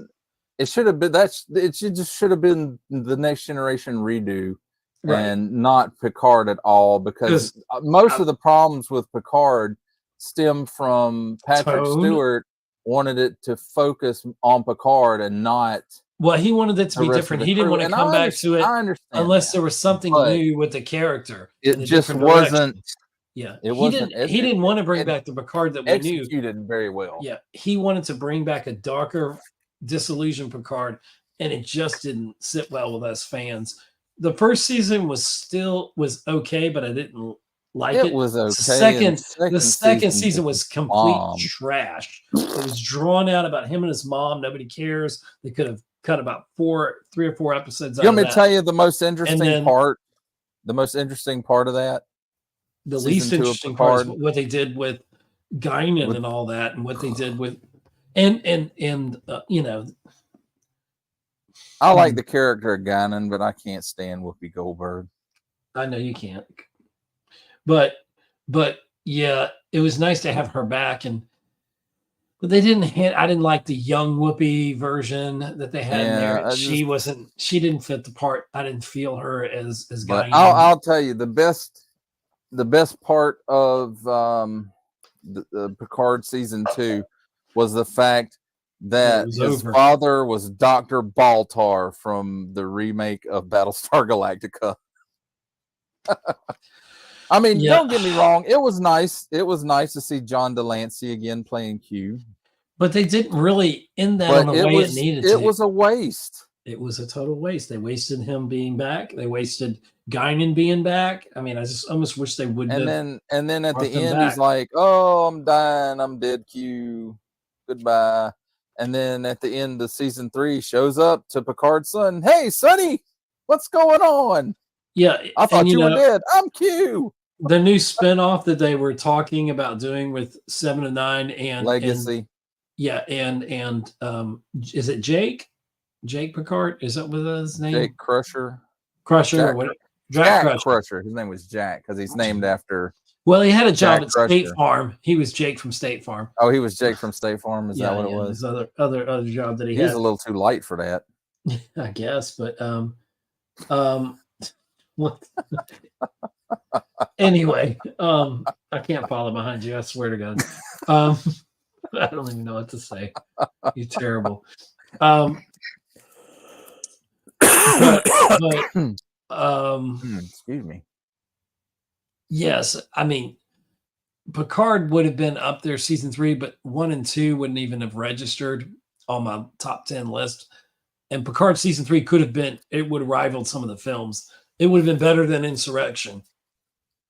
There's not a lot that isn't better than Insurrection, except for Discovery. It's not better than anything. Yeah. Discovery, it's a close call as to which one I would rather not watch. There's Discovery or Dysentery. No. I would take Dysentery. I was going to say Discovery or The Last Jedi. You know, it's a toss-up right there as to which one I would rather not watch. I would take the only thing over it. The only reason I would pick Last Jedi over it is it has nothing to do with liking it or, you know, not disliking as much. There's not as much of Last Jedi to watch as there is of Discovery to watch. And that's the only reason I would pick The Last Jedi. I can't. I tried to get past the look of the Klingons. They screwed the Klingons up in Discovery season 1, and then they just started. And there was no recovery from that. There was when you screw up the Klingons, you don't recover from that. Right. They're a noble race, you know, that people who are fans of that. I don't necessarily call them Star Trek fans, but people who are fans of that. Oh, they'll say, "Oh, well, they changed them for the movies." But how they changed them in the movies was what they were supposed to look like originally. They just couldn't afford to do it. Right. Well, the thing is, they could have put something in there, explained the way they look by some disease they had or something. Oh, wait, they did that in Enterprise. Yeah, the phage. Like no, it had something. It had something to do with the Voyager. The phage. That was off in the Delta. But I say something like that, Well, they did. It was they tried to it still didn't mix Klingons' DNA with human con DNA. What do they call them? Augments.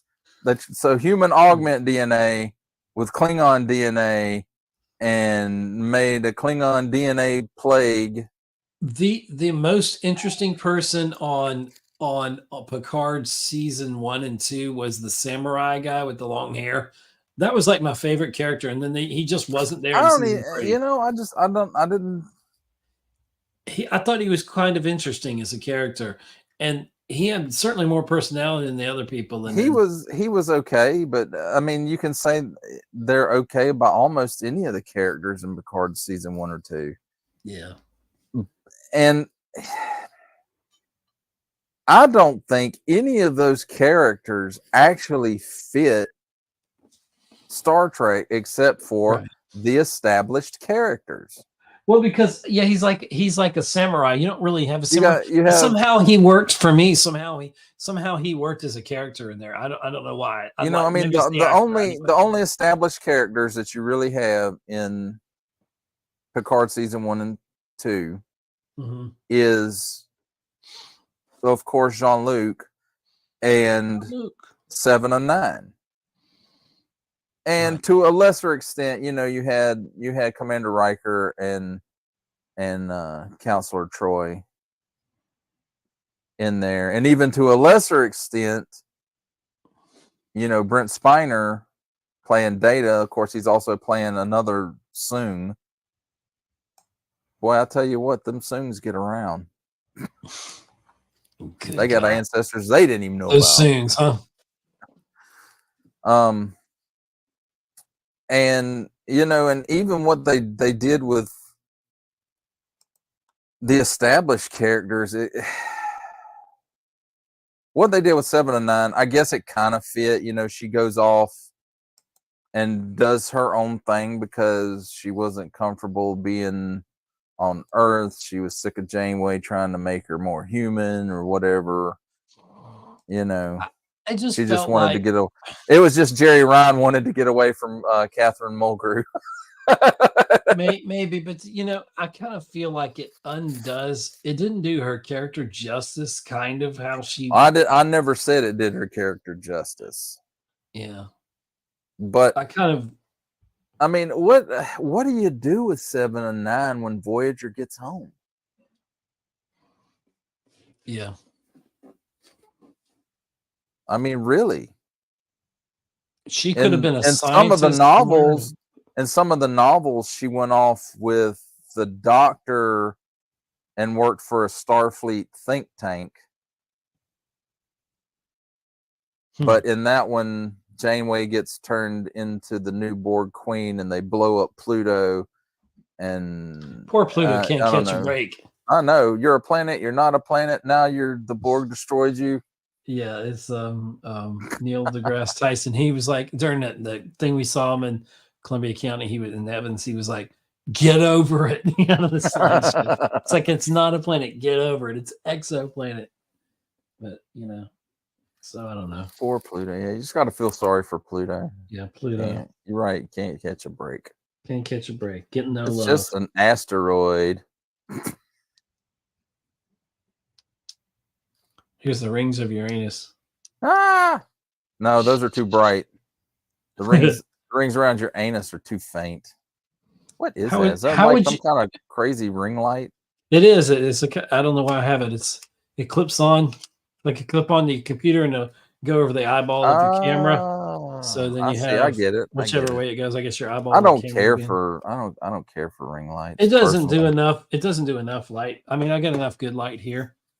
I guess. I don't. I like all my other lights. I did start working on my active green screen, or not the Really? big one. I'm working on a small version of it just to make sure it's going to work before I put any real money into it. And Yeah, if I could but figure out. anyway, I messed it up. It's not squared. The glass I got it won't even fit in it because it's messed up. So I got to I can't redo really it. show you here, but my Stream Deck, I started playing around with it, and I was talking about getting the 4K camera. I may hold it off because this camera's working, and I was able to get the other camera, but I can't use them through StreamYard for live streaming unless I can figure a way to import a virtual camera into StreamYard, which I still have to figure that out if that's something I can do on the free plan. Because other than that, I could get if I had somebody else in the studio here, then it could be 3 of us here. You know what I'm saying? Me and this other person. But the other way, I've got to totally go through OBS, and StreamYard that way. You and said then BS. OBS. Oh, BS. I'm trying to think the OZT, what it stands for. It's a comic line in the X-Men 97. It's in the comics, in the X-Men comics. It's a story, Operation Zero Tolerance. That's it. That's it. Which That's is Bastion. It. Yep. At least I said it during the stream. That is 100% correct. Operation Zero Tolerance. And so apparently, that was the name. That was the name of that storyline. Yeah. And when they said it, and I was like, "Oh my gosh, that's it," because that was Bastion, and he was using. I remember because I have the comics. I think I still have those because Bastion came along and he was threatening the government or whatever with Onslaught coming back, and that's when he captured Xavier, and I don't know, Xavier couldn't use his powers or something, or he depowered him or did. I don't remember. Like I said, I've read through it one time. Yeah, it's been a long while. And it was on my pretty much complete read through of X-Men. Yeah. So you got through everything? No, I gave up when I hit some like the early 2000s. I couldn't push through it, man. Well, with the there was so much bad stuff. I know. With the success of X-Men 97, they've relaunching the X-Men titles. There's 4, I think, new titles. Well, they're fixing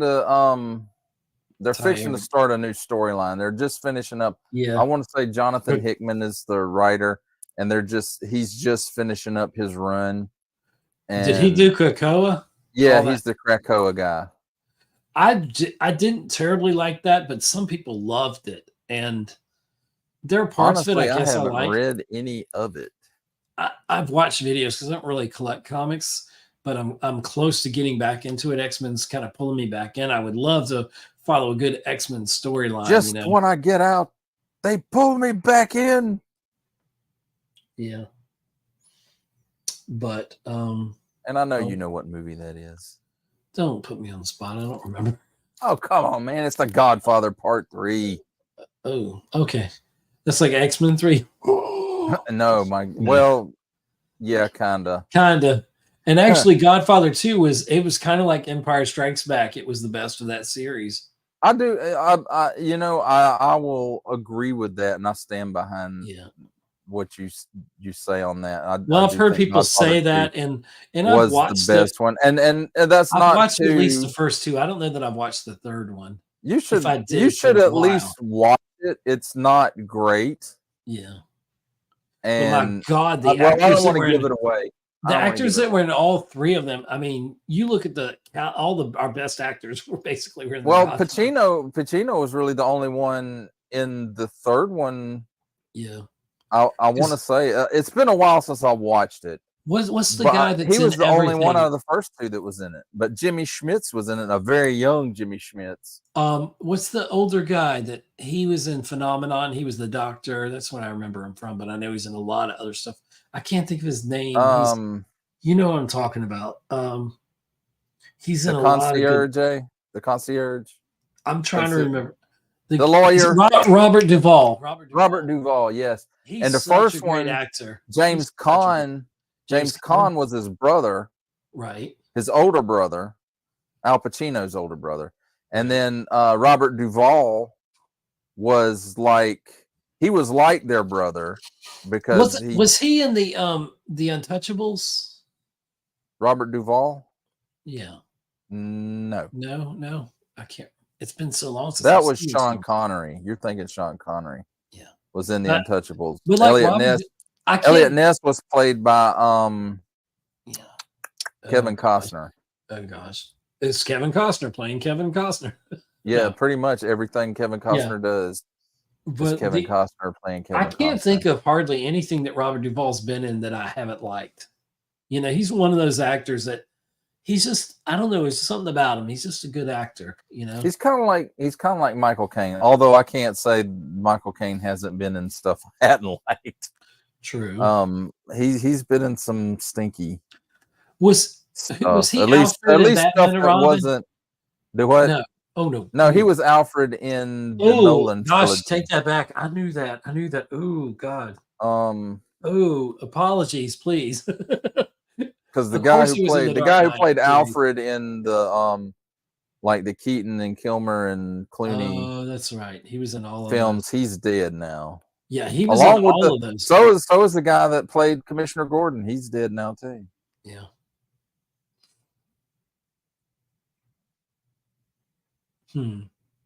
Jack Nicholson's still alive, but his career is pretty dead. Well, it's not dead. He gave up acting about like 5 or 10 years ago. ago. Did he retire? He retired. Yeah, he retired. And I saw something about him recently. He's getting up there. He's with him, but you know, that's fine. He's got nothing to fucking prove. He's Jack. Oh no. He's one. I think he's the only. He either got nominated 4 times or won 4 times Best Actor or something or supporting actor. He's like 4 Oscars. Some of the stuff that he's been in is incredible. One Flew Over the Cuckoo's Nest, Easy Riser, Cuckoo's Nest, The Shining.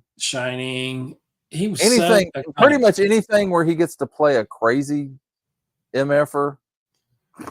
Well, as good as it gets, he was good. God, he was fantastic in that.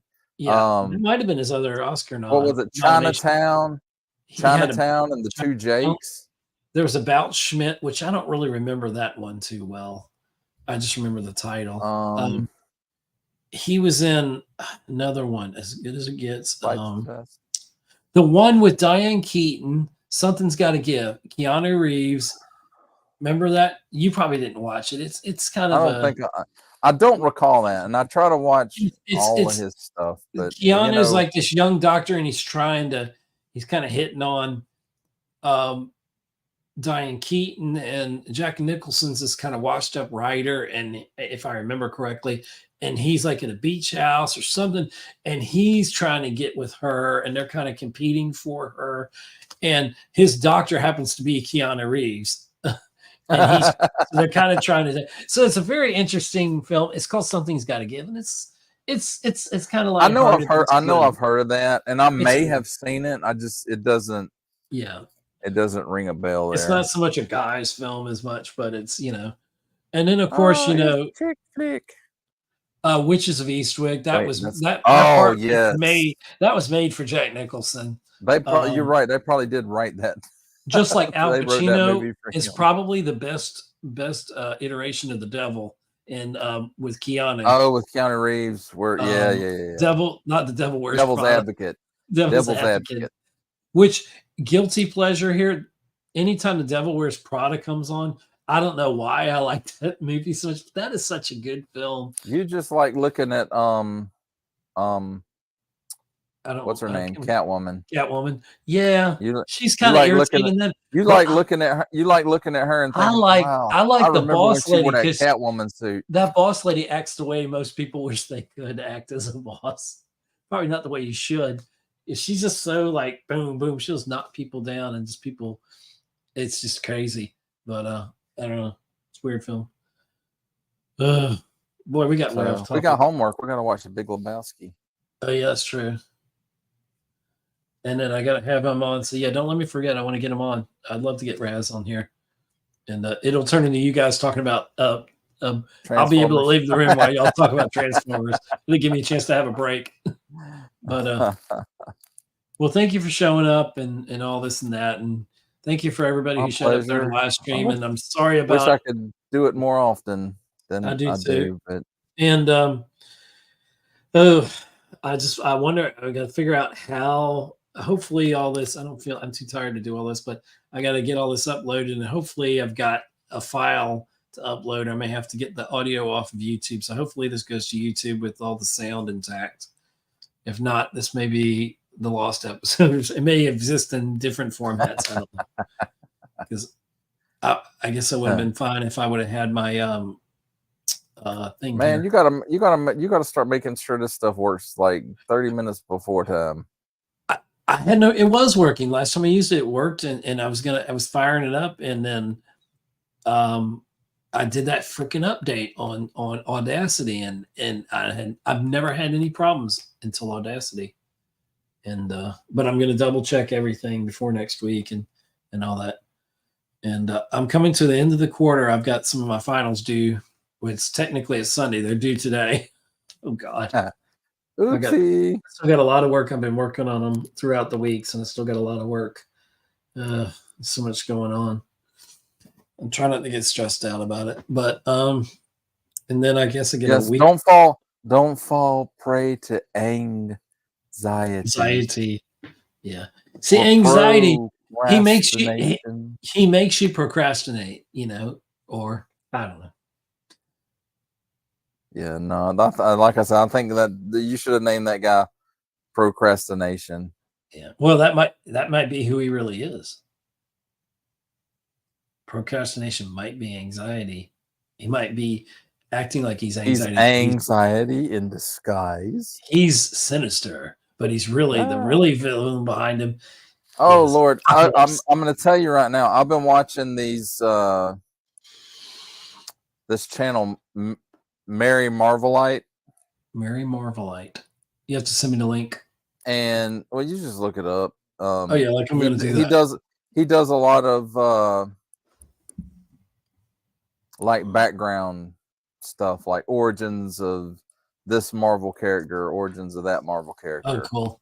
And he's got some in there you might find interesting. I want that X-Men version of Cable. I like that version of Cable. That one that you sent me today. Yeah, what is it? Marvel? What is it called? Marvel something. Marvel Legends. No. I meant the site. It keeps popping up on my. Oh, Facebook. Hasbro Pulse. Hasbro Pulse. Yeah, they got some good characters, and you said you were going to get something like, yay. Yeah, I think I'm going to get that. I'm probably going to get that whole wave because I want to build. It's okay. You remember Kazar from the Savage Land? Yeah. Okay, you know the big saber-tooth cat that he hangs out with, Zabu. Okay, that is the build-a-figure for that wave. Interesting. So, and well, that's how they get me, because there's some characters in that wave that I could care less about. But now that X-Men 97's becoming a thing, I guess it's kind of sparked your interest. Yeah, man, like Cyclops is going up. His price is starting to rise up. You can find it. You can find the Marvel Legends one on Amazon right now, but he's going for $35 and up.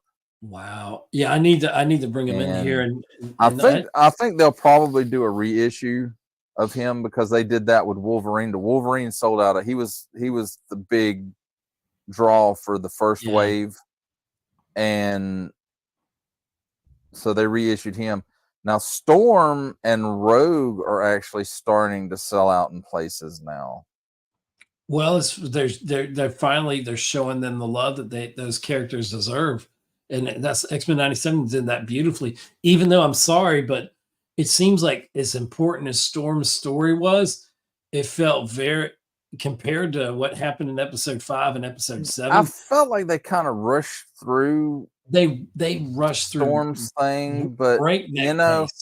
if you go back and look at the animated series, a lot of what Storm went through during that time when she was powerless, they've already gone down parts of that storyline with that. Like I would have rather them not done the Jubilee episode and gave us a total of 3 parts for Life Death. Yeah.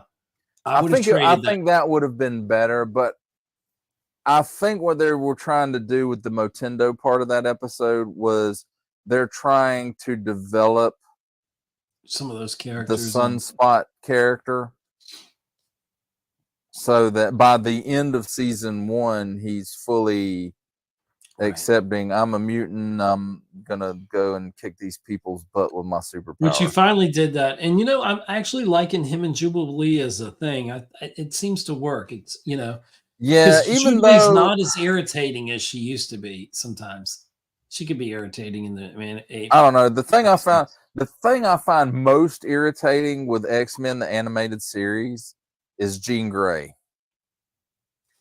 Somebody said she always has to faint. She's always getting knocked out or passing out because she used her power too much. Did you notice she didn't do that? I feel like they've listened. Did not. Madeline Pryor did not do any of that. Yeah, but Jean didn't do it. Jean isn't doing it either now. Like in this episode, she used a lot of her power. She was going head to head, even flying around and fighting with Bastion. Yeah, not Bastion or whatever. Trask and she didn't go, oh, I use my, Scott's like, I'll get the building, you get the whatever. That's so cool. I'll get the debris. You get the building, I'll get the debris. She freaking took the building on, and she was still carrying it around when she was flying and fighting him. It's like, damn, girl, go. Yes, I'm glad to see that they're developing her as a character more, other than just being a damsel in distress. She's not like Kim Basinger and Batman. Screaming all the time. Exactly. I never felt like animated series really did her justice. Right. And and she's such a great character. I mean, now I think in the animated series that is the only media outside of comic books that got the Phoenix story appropriate. Yeah. Now there was a lot of stuff they cut out of it, but I mean they had to. They were trying to cover it in like 5 episodes. They showed her They showed her costume when she was on the moon. They have been. They did show that, and they have been showing the Dark Phoenix in the intro. Plus, we keep seeing Apocalypse and Cable. That shot.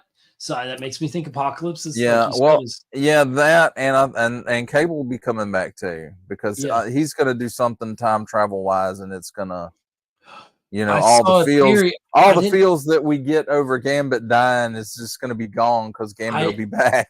I didn't watch the video, but I saw the title, and it has a picture of Bishop and Cable, and it says they caused the creation of Bastion. And I was like, I got to find that video and watch it. I forgot who it was by.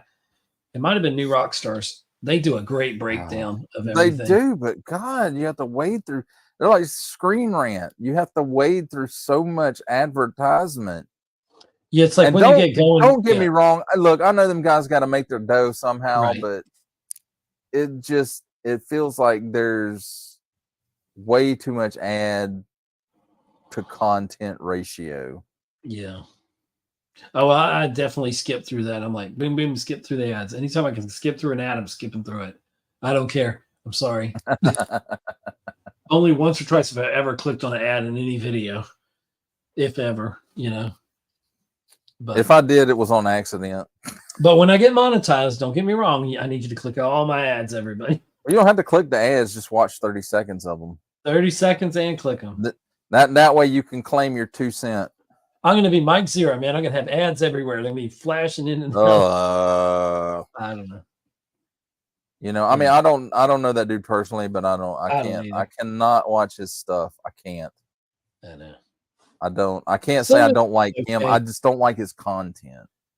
Yeah. It's just buzzword after buzzword after buzzword. I mean, right on top of each other, and that's all it is. And I feel like, honestly, I haven't noticed 15 minutes, he's just repeated what the title of the video is. Well, I hate videos that bait you, that get you. He don't bait me. Something. He used to. He got me. He got me in the beginning until I figured out what he was doing, and then I'm like, no, I can't watch this stuff no more. And don't get me wrong, I don't go in and like thumbs down him or anything like that. Never do. It's rare that I've ever thumbs down a video. I just don't watch it. Sometimes I watch videos that I don't agree with because I want to hear the other side of what people are thinking. and I watch them, but I don't thumbs down them. I don't, because I'm like, I know how important it is. Just because you disagree with the opinion in the video doesn't mean the content was bad. And a lot of people aren't, they're not judging the content itself, right?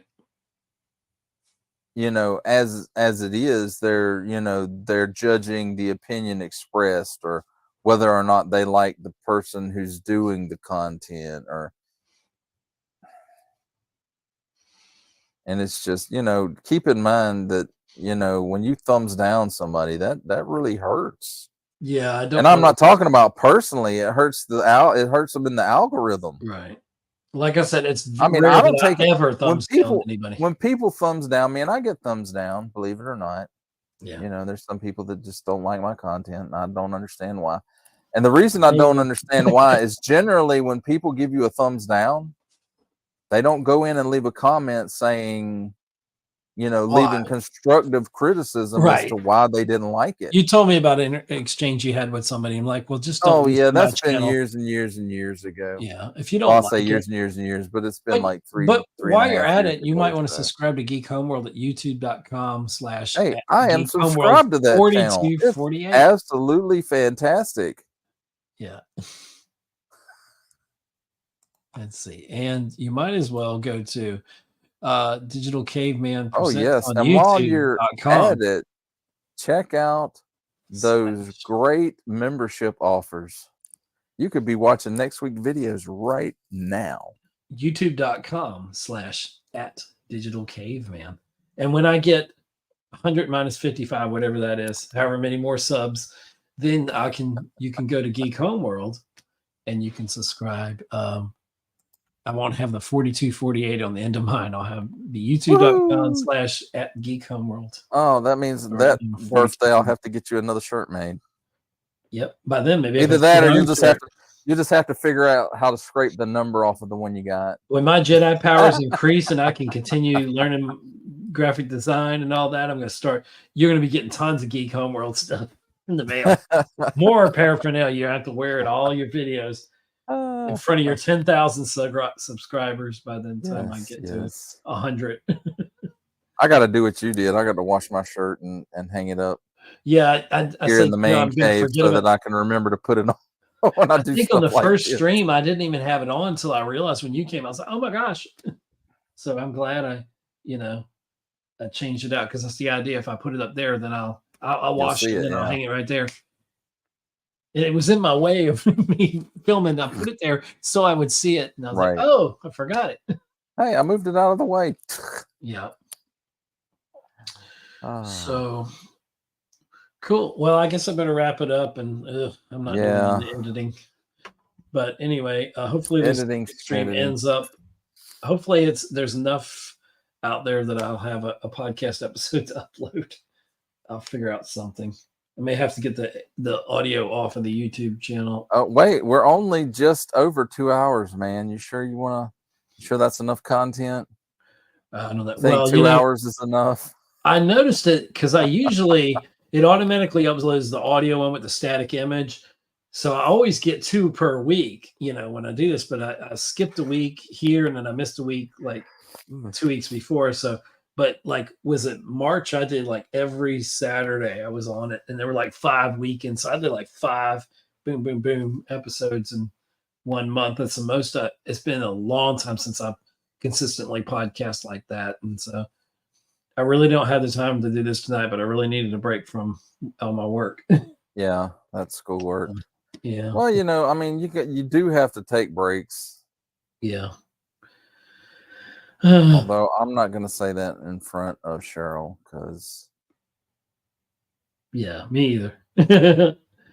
But anyway, so thank you for joining me, Digital Caveman, as always. No problem. And again, like I said, I wish I could do it more often, but yep, life. It'll work out somehow. We'll figure it out. I gotta start getting back on and doing some. Yeah. Let me know when yours are. We can find a way to. Maybe at some point we can alternate weeks. That's a good idea, and if people cross-pollinate between our shows, Yeah. or whatever, that would Because be nice. maybe we'll have some carryover here and there. That would be fun. I got to decide what kind of format I want to do for live stuff. Yeah. You don't need to make it too difficult because you already got enough on No, your no. I got need to make enough. it as simple. I love StreamYard, but if I'm gonna have people in studio here, depending on how things go as well, then I'm gonna probably have to switch to OBS or figure out once I can get it set up, I'll be good, and then maybe I can do it using my Stream Deck, and then I'll be able to, Oh man, and I feel like I'm finally starting to pull ahead a little bit because I got on your production schedule. Yeah, I got 5 Marvel videos almost in the bag. I just got like the short segments. I got to start exporting the short segments and then putting everything together. So I got 5 that are ready to go. I got 2 for Tuesday. I got 2 for Wednesday. I really want to filming 2 for Thursday, and then I got 3 for Friday. But the Thursdays and Fridays, I still have to go in and do the chroma key for. But I feel like I'm starting to pull ahead now a little bit. I feel like I'm getting closer to cracking the code, but I hadn't figured it out on how to, like, all the videos that I watch on YouTube and all these other channels, like they'll have X-Men or they'll be talking about, and they'll be able to put the actual clips up there and then talk over them, voice over them. I hadn't figured out how to get those clips and where to get them. I feel like I knew that, but I think you screenshot them. Pretty much is what what you have to do. You have to screenshot it. Where am I screenshotting them from? You have to use like OBS and run it through your computer, and then use that to do screen grabs. I say screen grab like it's a still image, but you do the video version of that. How am I running it through? I mean, are they? I don't know. Are they playing Disney I could be doing it. Are they doing Disney Plus? Yes, it's running through. You like run your Disney Plus through your computer, or maybe you're just watching Disney Plus on your computer. But I don't want copyright strikes or anything, See, that's what I worry about when you use stuff like that. Now, I mean, there's, some of that I think is covered under fair use. Yeah. But it's a fine line. Yeah, and I don't want to do any copyright infringement stuff. I really don't. I think one of the things is like, it's not my intention. Like reaction videos, okay? As long, if you're showing that content, as long as that content is like small over in the corner or whatever, and then having your reaction or whatever is bigger. Right. So like I said, I don't know exactly how that works. That's outside of my wheelhouse. That's not a shtick I'm willing to get into. Right. That's something I've wanted to learn all these years. Not necessarily reaction, but I want to be able to, like, if I'm really excited about something like X-Men, I would love to like pop in clips and like us talking, and then throw a clip in there. Right. And we discuss it, or because they're sometimes seeing it, because like some of that is covered under, like, there's so many seconds of it you can use without it being copyrighted. But it's like 3, 4, 5 seconds, something like that. It's a really small window from what I understand. Again, that's outside of my wheelhouse. So I try to stay away from copyrighted material. Same here, because I respect what people create, and as being a creator myself, I wouldn't want somebody to take my content and say it was their own or whatever. But for the point of just commenting on something, that most times if I'm commenting on something, I like something about it. I rarely get on here and talk about anything. The same with you. You never really get on here and talk about stuff we hate. Yes, there are things we don't like. We never get on here just with a hate the Last Jedi, but we don't get on here and just the whole show is we hate The Last Jedi, right? Even though Well, I do. I don't know Country. how you feel about it. I dislike it. I know you like the subverted the expectations more director. what? No, Whatever not his name necessarily. is, He's a good Brian director. It's just- Dinglass. yeah, he's a good director, but he just screwed up Star Wars and Luke Skywalker. I'll never forgive him for that. But He's like the thing is, to me, he's like Joel Schumacher he's the Jar Jar Schumacher. did to me. Yeah, but Well, I think Joel Schumacher is actually dead. But oh dear. I think I ain't gonna swear to that, but Independence Day Resurrection would have took him out. Believe me, what a disappointment that was. Did he direct that? I think he did. He did. Oh, he did Moonfall. That was absolutely horrible. The only one of his movies that I will say I That's actually not that long kind ago. of like that I can think of that I'm sure there's some that he may have directed. I just don't know that he directed. But I really enjoyed Falling Down with Michael Douglas. Oh yeah, that's great. I didn't I realize thought that he was did a that. really well done That's movie. But you know, people don't really think about that. They think when Joel Schumacher, oh God, Batman and Robin, right. Batman Forever. Although I this- won't say Batman Forever was completely horrible. It wasn't great, Yeah. but it was not the disaster that Batman and Robin was. Right. Exactly. Now, I know this is a little off the subject, but we hadn't mentioned it. But and I got about halfway through, and then I thought Cheryl wanted to watch it, and she watched the first episode, and she said she was done. But I'm talking about Fallout. I'm enjoying the hell out of Fallout. I haven't watched it yet. I know I need to watch it. I got about 3 or 4 episodes in, and I think there's like 8 episodes maybe total. So I'm almost halfway on it. So I need to get. But yeah, I got After to this catch week, up. I'll be able to get into I got to it watch more. that. I got to catch up on Invincible. Yeah, I'm caught up on Invincible, and it's just incredible. Well, that's you. You're being summoned. It sounds like, and I need to go as well. All right, man. I'll talk to you later. It was and fun. let me try to see if I can run the outro on here if that'll work. Just so I have something. All right. Well, thanks. Bye. Welcome to the Geek Homeworld podcast. I'm your host, Ed, aka the Savage Tech Man. We talk film, TV, and tech, all from a geek perspective. You can find us on X, Instagram, Facebook, and you can subscribe and follow on YouTube at Geek Homeworld. Don't forget to subscribe wherever you get your podcasts. Be a part of the Geek Homeworld. And let's smile for the cameras.